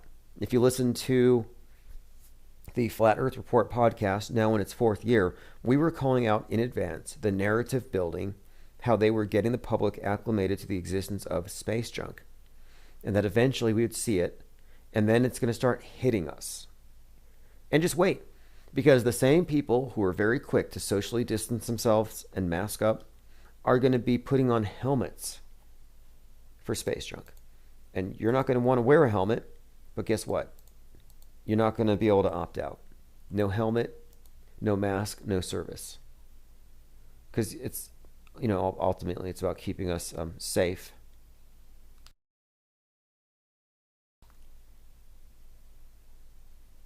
All right, phones are open, 833-311-1984. Listen to this. A Harvard Westlake High School in Los Angeles is no longer going to refer to Newton's laws as Newton's laws. Now, Newton's laws will be called the 3 fundamental laws of physics, in order to, quote, decenter whiteness from physics. So to take the whiteness out of physics, they're not going to call it Newton's law. Like, how much longer until they just say, well, the globe is a white construct? I thought that might be a direction that this could go. Yeah, the globe is and you could make that argument, actually, pretty effectively, just by looking into the Mercator projection, and how it misrepresented the sizes of the continent. So this is from visualcapitalist.com, a recent article. But basically this: maps are hugely important in our everyday lives, and for many people, everything they know is from the Mercator projection. But here's the issue. A Mercator's map pumps up the size of Europe and North America, visually speaking. So Canada and Russia take up 25% of the Earth's surface, when in reality, they occupy 5%. Greenland, which appears as a massive icy continent on the Mercator projection, shrinks way down. Like, in other words, Greenland's not bigger than Africa. All these northern hemispheres have been wildly exaggerated. And this is the basis for your Google Earth. So, it's worth pointing out here that the people who swear on the globe model and the scientists who've given it to them, they don't even know what it looks like, because what they have is an admitted distortion. So I'm just wondering if they're going to take Newton's laws out of it because it's too white. Wait until they get into how the globe was actually kind of reinforcing a certain worldview by diminishing the sizes of countries that were less white. You know, they could say the globe's racist. Spheres are racist. Let's start with that. Globes are racist. Maybe we can get the BLM to back up the flat earth thing. No, I'm not going to even go there. You can pull down statues, but don't burn globes. Wouldn't that be problematic, though? You know, the left, they love it when their shock troops are out there tearing stuff down and burning things when it's the other side stuff. But wait until they burn the globe or their masks, which wouldn't happen if they realize that that, too, is just an extension of the same whiteness that wants to control them. Now, I don't believe in this nonsense, this whiteness as a construct that needs to be eradicated. It's just another form of acceptable hate. It's just as bad as the QAnon stuff. So on the left, you've got this fear of whiteness. On the right, you got the fringe with their QAnon. Each side has this way of just saying that the other side is fundamentally evil. And I often talk about how sin is a modern replacement. I'm sorry, that sin is an archaic control mechanism that's been replaced by virus. You're an atheist, why would you fear sin? You're an atheist, why would you fear God? Well, if you're an atheist, you can fear a virus. You can fear global warming. So there's your sin, there's your wrath of God. You know, they've replaced these things. Well, evil doesn't really exist in the absolute sense for the atheist. But the atheists who are believers in the sciences and the cult of scientism, they believe in this whiteness as the fundamental evil, structural racism. And this is my point. My point is, we have these political religions. The political cults that are just competing, and they're both basically the same thing. They just have different visions, but they're more or less clamoring for the same basic thing, which is draining the swamp of the other guy. All right, let's move on a bit here. Here's a very pertinent meme. Some Americans worry that vaccines will have microchips to track them.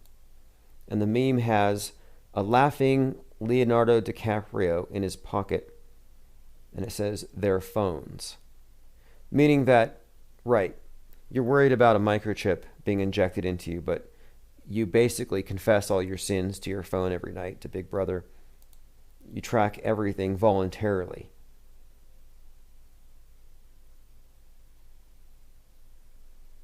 I remember people were against flip phones. And you know what I think changed people on that one?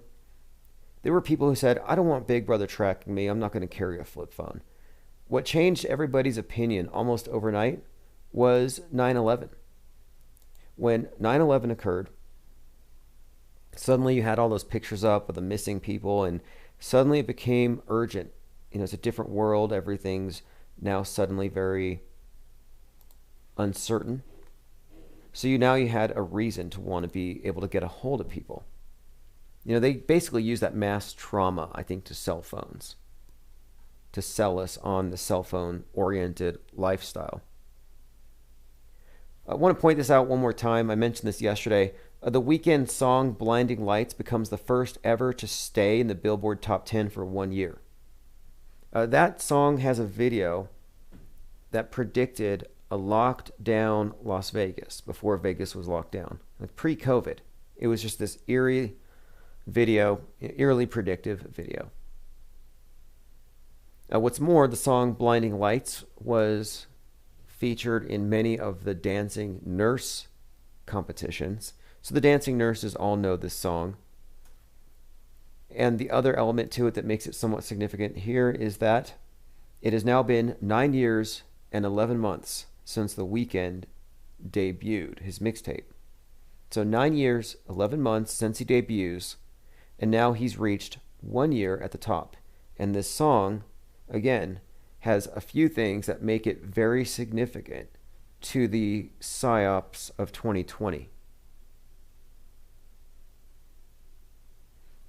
Finbar says, the reason they had coils in the mattresses you sleep on is so they can read your dreams.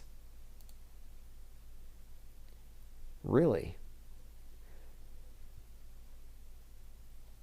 So the mattress factories, that's never would have imagined. Look at this here. People at ground zero 3 weeks later.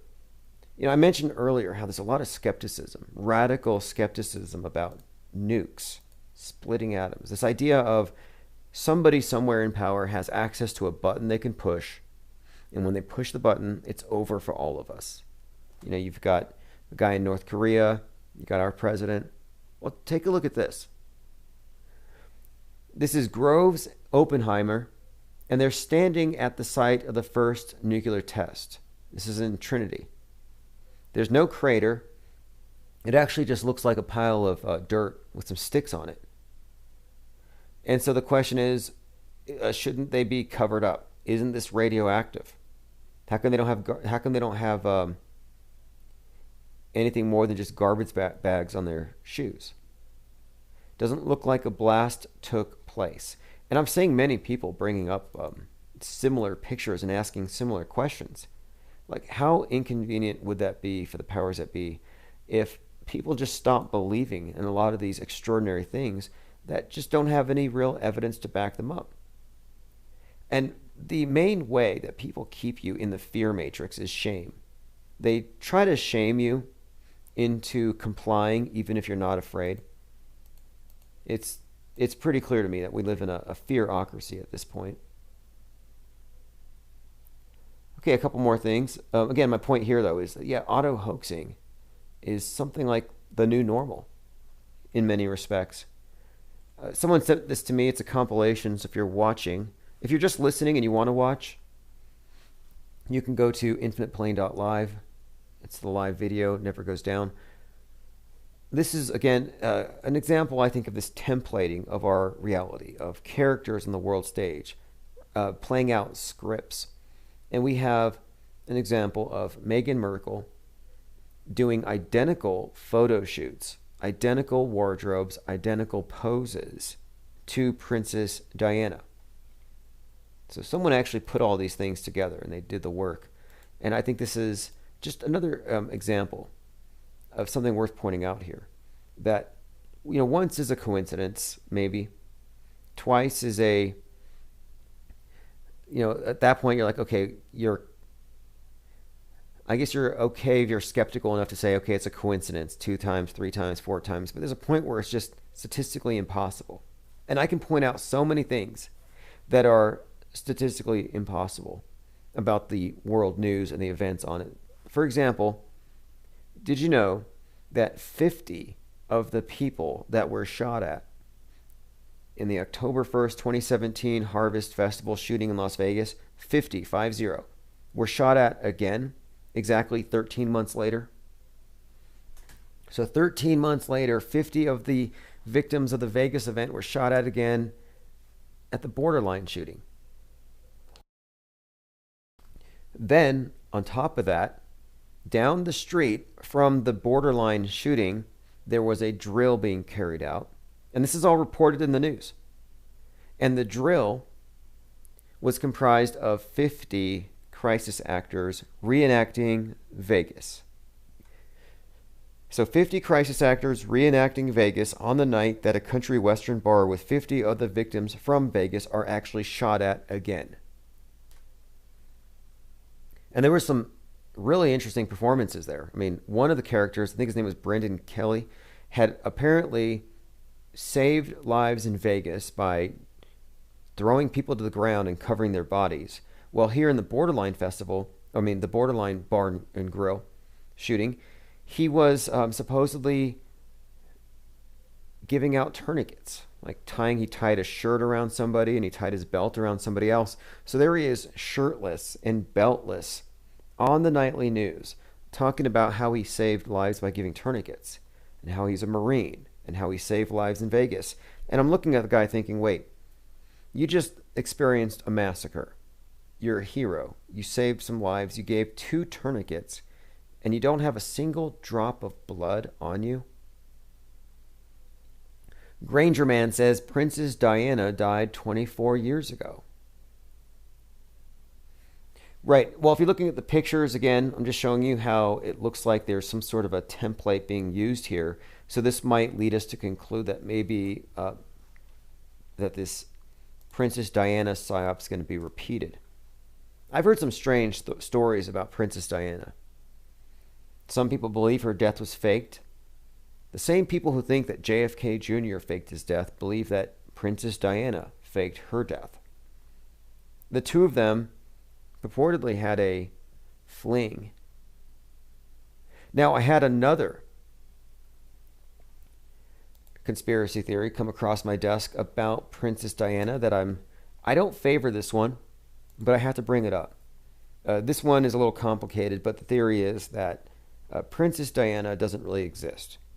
That Princess Diana is actually the alter ego, the dead alter ego of David Furnish, the husband of Elton John, which is kind of interesting if you think about it, because it would mean that the whole entire royal family is in on this. So anyway, is David Furnish actually Princess Diana? Well, actually, if you look at their pictures, you could easily see it. It's not that far off, but it's more likely to me that she died than that she's David Furnish, but I'm not really sure.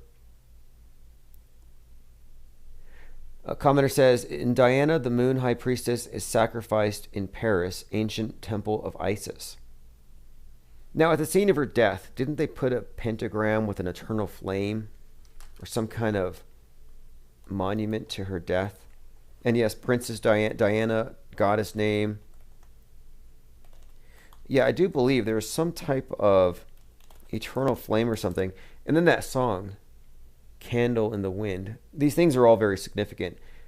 Yeah, here we go. The flame of liberty became an unofficial memorial for Diana, Princess of Wales, after her 1997 death. And yes, it is a flame on a pentagram. A big black pentagram. So what do I make of this? It's kind of consistent here, the David Furnish thing, with this idea about the Statue of Liberty actually being, Lucifer's alter ego. That Lucifer is basically in drag as the Statue of Liberty, which actually, if you dig into it, there's something to it. But yes, that's definitely an Illuminati symbol. Lloyd Miller says, Rush Limbaugh's wife, Catherine, loves Elton John. Now, that's interesting. Didn't Rush Limbaugh attend Elton John? No, Elton John played at Limbaugh's wedding. I remember the left made a big deal about this because they assumed that Rush was a homophobe. But no, he got paid for it. Elton John performs at Rush Limbaugh's wedding for $1 million. Singer plays a private gig for controversial American radio host accused of being a homophobe and an AIDS denier. Oh, how many of you are AIDS deniers? I hate to... That's a whole nother can of worms there, but... AIDS denial. It's funny, they call you a denialist because you question, official establishment science. But there's something to that. You have to look at the role of Dr. Fauci. He was there. I don't know, if how involved he was at first, but he was definitely there at ground zero of AIDS. Don't know his relationships with the simians or whatever, but yeah, Dr. Fauci was there.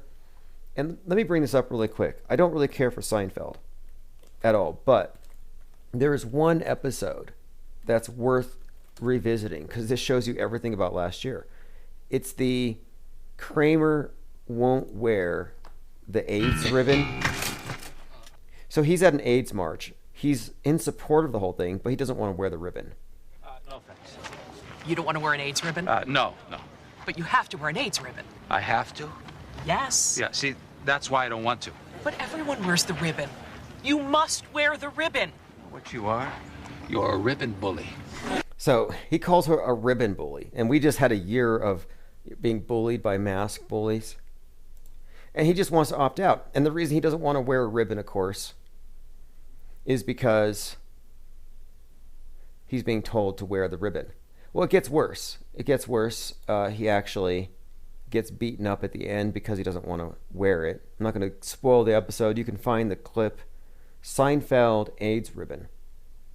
Like, man, you don't want to wear the AIDS ribbon? Yeah, I'm against AIDS. I mean, I'm walking, aren't I? Just don't wear the ribbon. Who do you think you are? Put the ribbon on. Hey, Cedric, Bob, this guy won't wear a ribbon. And we saw this so many times this summer. How many videos did you watch of mask bullies violating social distancing to beat people up? Overthought says Kramer is beast mode here. Okay, let's see here. Limbaugh, 59, married Catherine Rogers, 33, at a ceremony in Florida, Palm Beach. Elton John serenaded 400 guests. So yeah, he got paid $1 million to do it. Didn't he do a duet with Eminem? All right, let's move on here. But my point is, again, we're talking about Princess Diana, all these characters, Rush Limbaugh, suspected death faker as well. I mean, they're all it's a big club, as said by George Carlin, and we're not in it. And it really is a big club. We have plenty here. We can see their fingerprints all over the stuff these days. And I don't think any channel, or very few channels, do as much unmasking of the Metascript as we do here. Also, by demand, and I'll put this in the chat, a number of people are asking for this shirt. It says, "We're in this together." It has a clown and a globe. Clown world. It's an emoji. And we really are. The clowns outnumber the sane. Lloyd Miller says, was Rush really sick, or did he just go on a diet to look sick?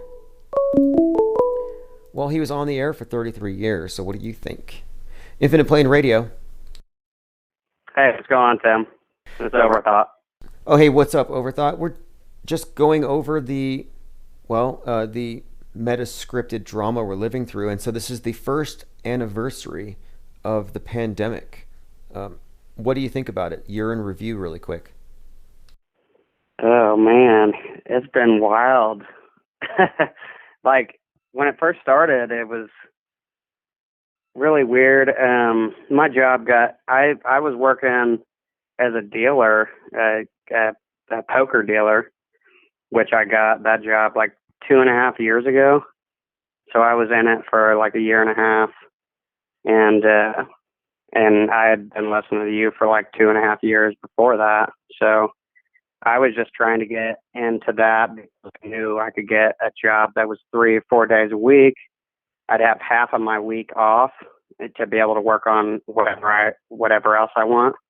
So just basically go in, go out, get the money, and do whatever I want and have as many days off as possible. But yeah, that whole time I was kind of thinking about like the vaccine in my mind, like, are they ever going to make me get vaccinated, whatever. And how it was like all of us we didn't really see that they were going to actually pull the trigger with a pandemic.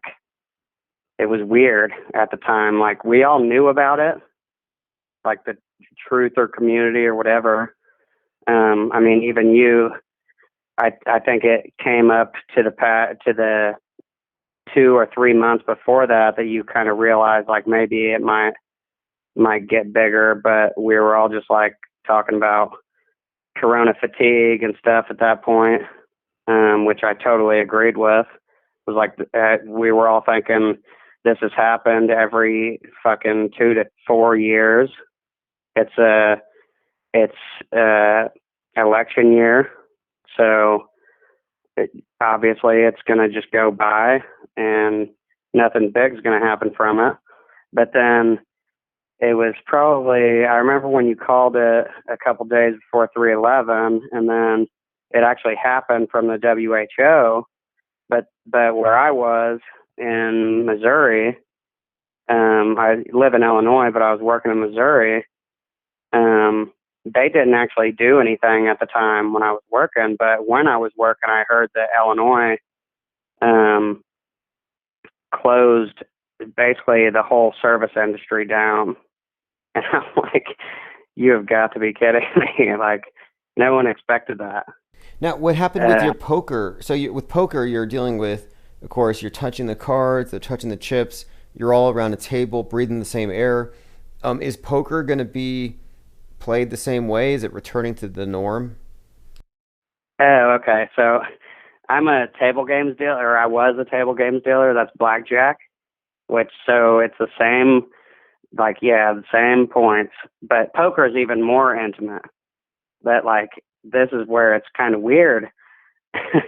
When it first started, poker rooms, I feel like, opened up a little quicker because that's how I got into the industry a few years ago. Was my buddy was a poker dealer at the same casino, but he was like, hey, the table games need dealers. And, like, I know we used to play poker before, and you can deal cards or deal with chips and stuff pretty well. So that's why he hit me up.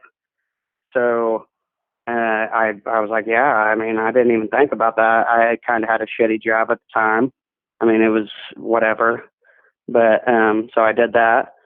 And yeah, so after the pandemic happened, we golfed together and stuff too. So I went golfing with him. He's a hardcore liberal. Somehow we can get past our separate views. We just don't even talk about it, which I think is just how it should be, really. If you know that there's not going to be any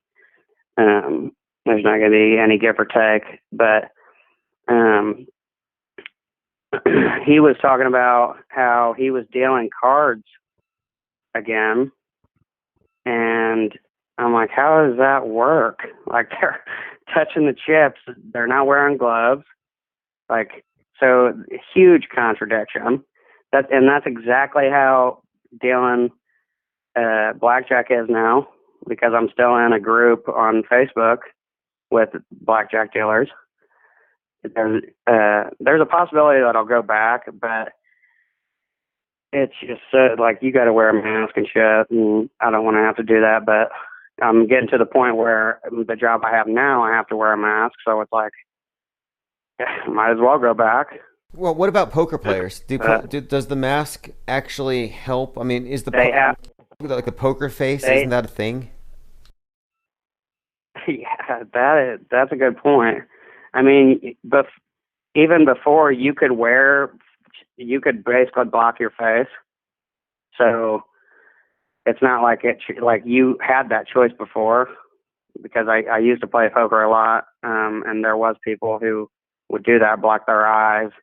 I think maybe I don't know. I think that you could still block your face, but yeah, that's a good point. I don't know. But they handle the chips without gloves. They do all have to wear masks. That's, I think, a big thing at most tables.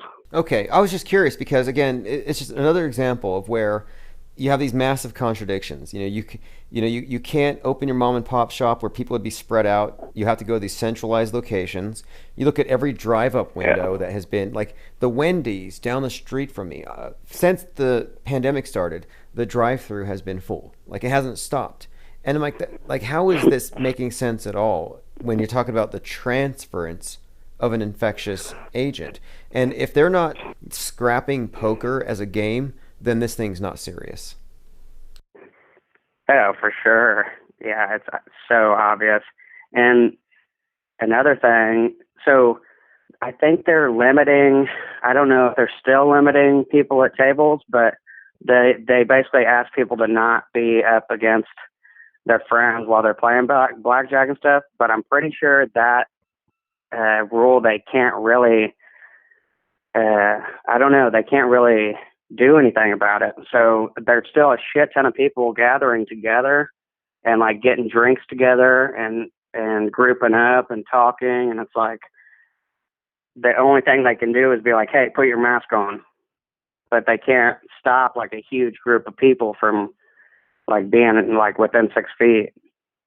Yeah, ultimately, I think that this was just another example of utopianism meeting its final inevitable conclusion. No matter how well thought out the plan is, I think ultimately you just can't keep everybody on the same sheet. And it's a dream for them. They would like to be able to boss us around with robot dogs and drones and have us all living like insects, perfectly ordered. But I happen to think that it's going to fall apart just because of the public's attention span. Nobody's going to remember COVID in a month.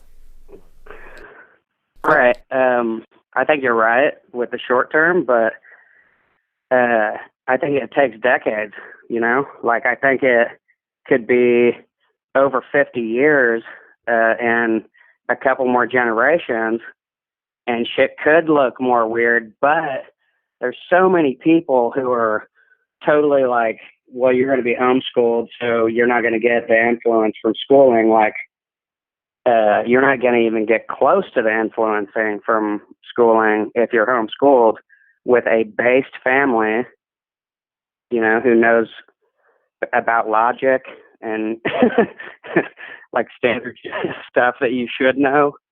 You know what I'm saying? Yeah. I kind of think, though, we're looking at also, the public's attention span, I think, is a major factor here. And we haven't seen any true horror show except on TV. It'd be different if people were literally dropping dead like flies like they were on the original Wuhan videos. But I'm looking at what's coming next. Have you been catching any of the latest live streams where we've been talking about the possibility of space junk, Armageddon, war in space? Yeah, for sure. You've been saying it for, like you were saying earlier, a couple of years, and checking out the latest asteroid news, which is just a fucking joke. But I was calling for two specific things that I could think about. Sure. But I would just like to, we can just flow with a conversation, whatever. But you said something about the Vegas shooting, and I don't know if I should say. I mean, it doesn't matter, whatever.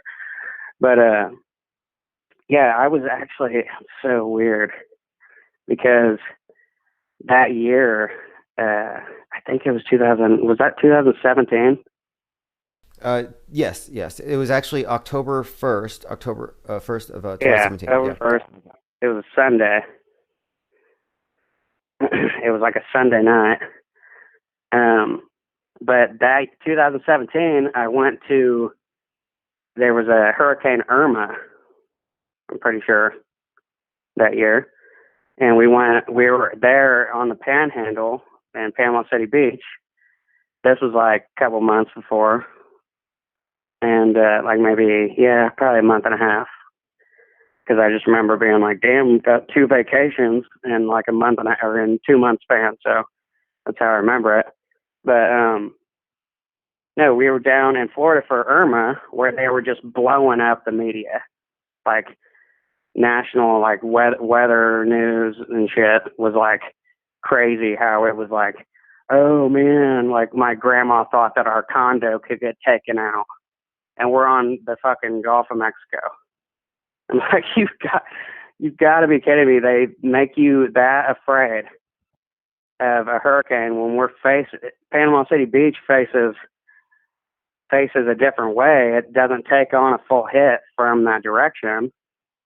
And people are freaking out, boarding up windows and shit. Yeah, the weatherman. The weather has become an instrument of terrorism. But yeah, go on. Oh, it's crazy.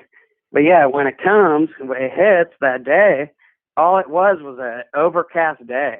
Like, we live in Southern Illinois, so we get that shit all the time.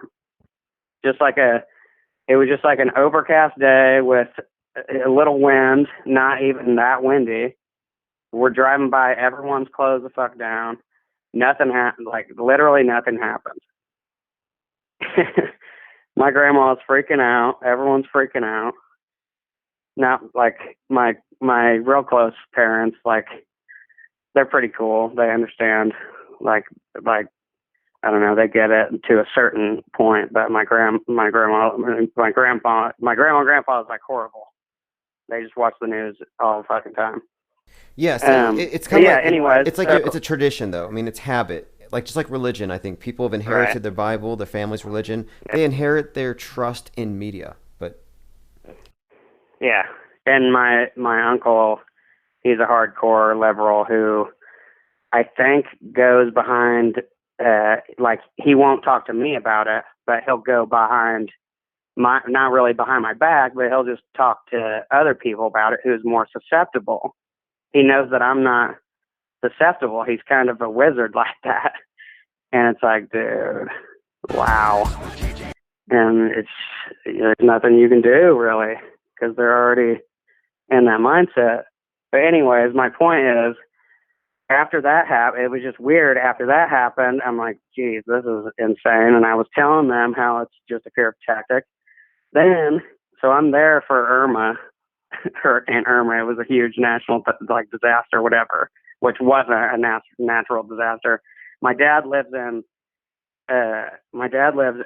St. Petersburg, who they said was on the eye of the hurricane, and I was like, "Are you going out?" I was keeping up with him. I'm like, "You going outside and checking this?" He's like, "Yeah, it's not, it's not that bad. It's not worse than any storm that we've had up there in Illinois." So okay, again, this is just like with the school shooting generation, the war on terror, and COVID. Climate change allows them to get away with this. It's another form of terrorism, and it works because people believe what they see on the TV. And if you just stay home and assume it's dangerous out there, it creates this artificial reality. But you brought up this was around the time of the Vegas shooting. Yeah. So then it was like a couple months later, like a month and a half. Probably within a month and a half, actually, 6 weeks or 5 weeks, something. I go over to Vegas for the first time since I was like 16. I went before. Doesn't really count. You're not 21. So go there for the first time gambling and shit. So we're gonna have a good time. And first night we're there. We get there on a Sunday. It was that day. It was October 1st, right? And we go to Harrah's. We were staying at the Link. We go to Harrah's. The Link's in between the Flamingo and Harrah's, which is like 3 miles down. It's not really close to where it happened. So I'm in Harrah's. They're playing a game. I go over and get a drink, and I'm sitting there acting like I'm playing slots, trying to get a free drink, basically. And this lady comes walking by, rushing by. She's like, "Hey, I just heard there was a shooting down the road. Maybe you should go to your room." I'm like, "Okay." So she walks by, and I get on my phone, look it up, and there it is, within fucking 10, 15 minutes. And it's the first report, basically. And so go over to my friends, and I'm like, "Hey, there's a shooting." And immediately I was auto-hoaxing it. I'm like, "Okay, we'll see about this." And this was that was 3.5 years ago, or 4. Okay, yeah, so 3.5. I've talked to a few people who are there or in the vicinity, and I've heard a few things. I've heard rumors of people being told to stay locked down in their hotel rooms, that people were check this out, yeah. that they were told that there were shootings in other places nearby, etc. Yeah. So so I tell my buddies about the shooting, and they're like, "Oh shit!" So they check their phones. They're like, "Yeah."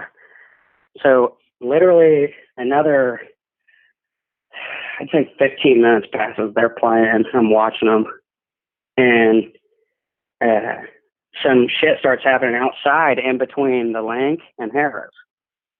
There's an alley and a bar area where you can have a stage and stuff. So there's some shit going on down there, and people saying shooter. I didn't hear any shots, but it was like my friend's friend who we were with said that he did, which I was like in the vicinity. I didn't hear anything, but there was someone who was running around yelling like active shooter, basically. And people started running like in a herd. It was like weird, like a crowd where they were just all running for their life. And I'm like, obviously I'm like trying to listen and hear. I'm not like stupid. And like, I wasn't just like, no, this is fake, you know?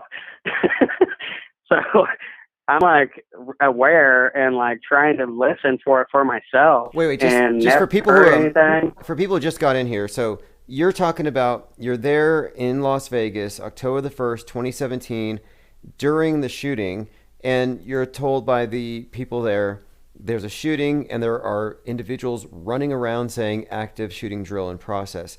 And so that's what I'm wondering, there was a guy who said who yelled shit, and people were saying they heard.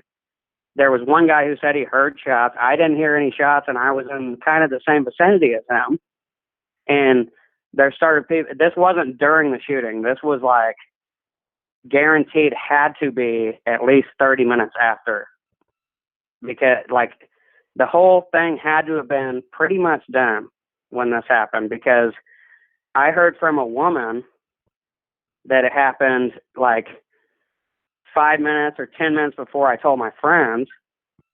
And when I looked it up, it was like 15 minutes old. Like the first reports were happening. Went to tell my friends. And then it was like 15 minutes after that, this happened, where people were saying, there's an active shooter. So they started running, and the security was telling them, go into your rooms and hide. And so everyone was doing the same shit, like a herd. And I was like looking out, like obviously I was like, my heart was fucking racing, and I'm like, this is crazy. Well, let me run this by you. Everyone's doing the same shit. Because okay, there's 300 people there or more that were apparently hit. They exaggerate the numbers, but I watched some footage. There's one video in particular where there was these 3 or 4 who got picked up by an Uber driver. So an Uber driver picks these 4 individuals up after the shooting, and one of them says, I've been hit in the leg. And so the driver's like, should I take you to the hospital? And they're like, no, take us to a hotel. And the driver's like confused, like, wait a minute, you've been shot in the leg, but you want to go to a hotel. And then she stipulates, yeah, take us to a nice one. Can you take us to the Luxor? So it was just a real curious thing that they're supposedly shot and they just want to go to their hotel. But they said that they came in from, so I'm like, wait a minute. Are we looking at a real country music concert or a bunch of Hollywood actors that just flew into Vegas for the night, booked up a lot of the hotel rooms, and they just played the role? Exactly. But, okay, so people are running. My buddy's in the bathroom. He comes out of the bathroom, sees everyone running. He didn't even know anything, started running with the crowd. Ended up running and coming across a couple girls who were scared, went into their room. They were hiding deep as they could. Everyone who worked, or the security people, there was no cops. Security people were telling people to run into as deep of a cavity as they can into the hotel and hide. And so after 5 minutes, basically, there's a few of us still standing around like, what's going on? And no gunmen. So we go up to the security, and they're blocking us out from leaving. That's what I want to get at. Okay, that's the consistent thing I've heard. That it wasn't police running around. Yeah. It was security guards. No, it wasn't police. There was zero police. And I was looking for them. And I talked to the security guards for 20 minutes because I was trying to go to our room, which was at the link right next door across that little alleyway, and they were blocking it off. And I'm like, dude, there's women out there. Like, what are you talking about? I see people walking. Well, look, And then I think the whole thing targeted. Okay, this like you had the school shootings for 17 years, right? And these are all targeting school children. They're hiding under their desks for their drills.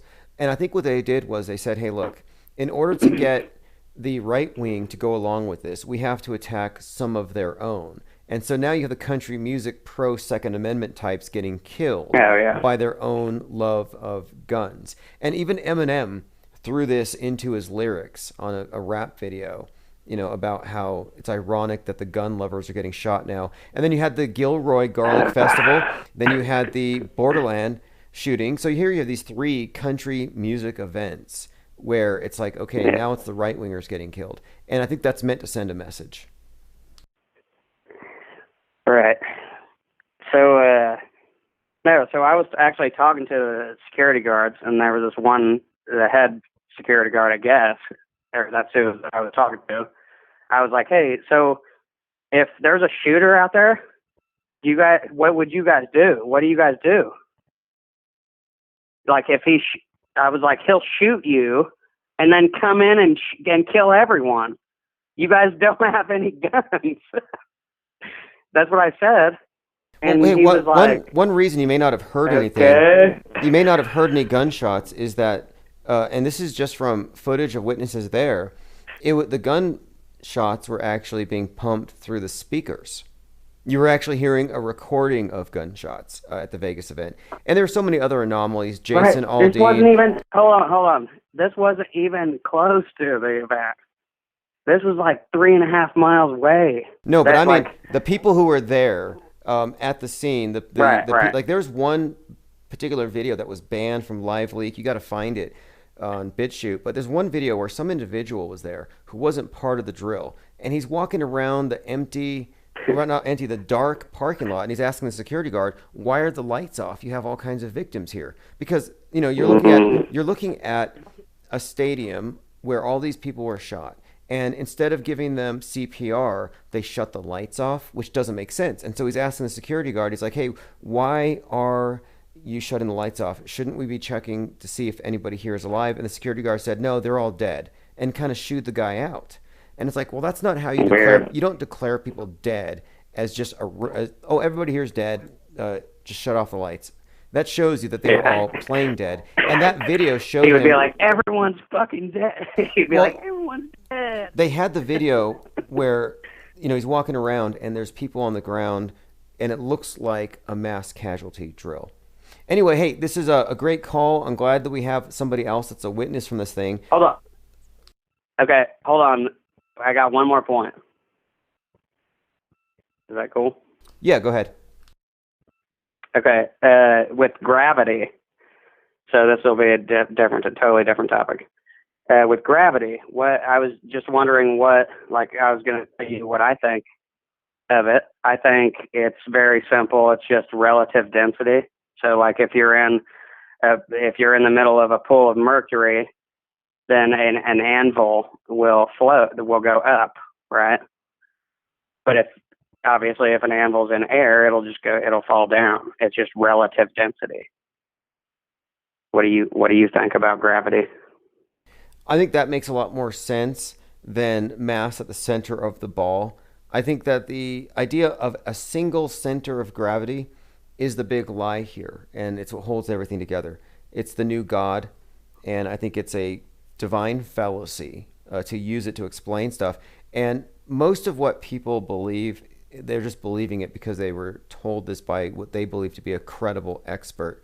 But whatever it actually is, I just know that the explanation that we've been given is false. And did you catch what happened earlier, where they're taking the name Newton out of the laws of thermodynamics because it's too white?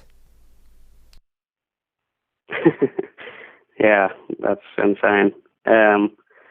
But I seen someone talking about electromagnetic stuff as they're actually making a claim that it's the cause of gravity. Okay. To me, that's an auto hoax. I know that what density is. That's pretty simple. And my philosophy, there's a lot of Occam's razor in my philosophy. So I'll just leave it at that. Well, I think one thing they've done, because I think that this false scientific paradigm is not about science. It's about philosophy. It's about warping our perceptions. And what they've done is they've taken away up and down. There's no absolutes. And that's one of their main achievements here. Everything's now relative. Right. And what they've just, I think they've put people into this gray area where they don't really know anything, but they believe a lot of stuff. And it's worked, it's worked. Yeah. I think the electrostatics and the electromagnetics points are very vague, and they're basically like a controlled opposition for the center point of a spherical Earth. And there's nothing that backs it up, because you can prove the relative density. If you have a medium that's a certain density, you could, every single time it'll happen the same way with other of the same density objects. So, but thanks for having me, man. Appreciate that. It's been a while, man. I love talking to you. Yeah, anytime, and anytime. I'll probably talk to you on Discord and stuff too. And I think I have a song coming out with somebody, so that's just a little hint. Oh, cool. Looking forward to it. And yeah, hopefully we'll get back into South Pole here very soon, this month over there on the Discord server. But yeah, a call anytime. We're trying to do this, nightly open phones format. I'm trying to really expand it to 5 nights a week and a lot of other things going on here. But I do think that this platform, this channel, we do get a lot of the best information when it comes to breaking down mass media hoaxes. So appreciate you calling with your insights from Vegas, which is one of my favorite scenes. Yeah, appreciate you, man. Have a good one. Yeah, you too. Great. Bye. All right. So we have a witness to the Vegas hoax, somebody who was in the area. And even what he revealed suggests that we weren't dealing with a real massacre. We weren't dealing with a real authentic police response. It was a big performance art piece. And I've looked at that extensively. I've done quite a lot of work on that particular and others. There are so many psyops that tie into that one because so many of the performance artists have been recycled again and again. They make these ironic statements like, oh, this guy was shot at here, then he went over here and he was shot at again. And they make it seem like it's even possible. They normalize it by making it, it's just so repetitive. That's how they make this stuff seem real. All right, everybody, thank you for hanging out. Appreciate the callers very much, as always. This is Mask of the Beast by Chief Crow.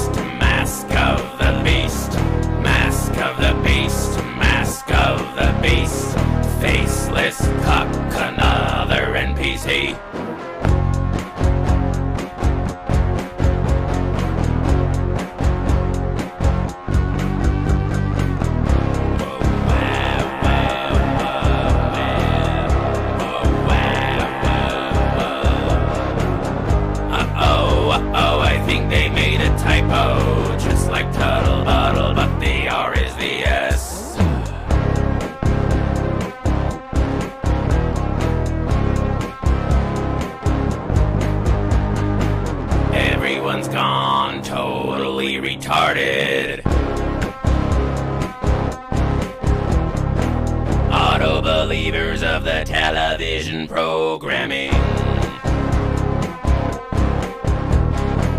A 33 with a double E, yeah.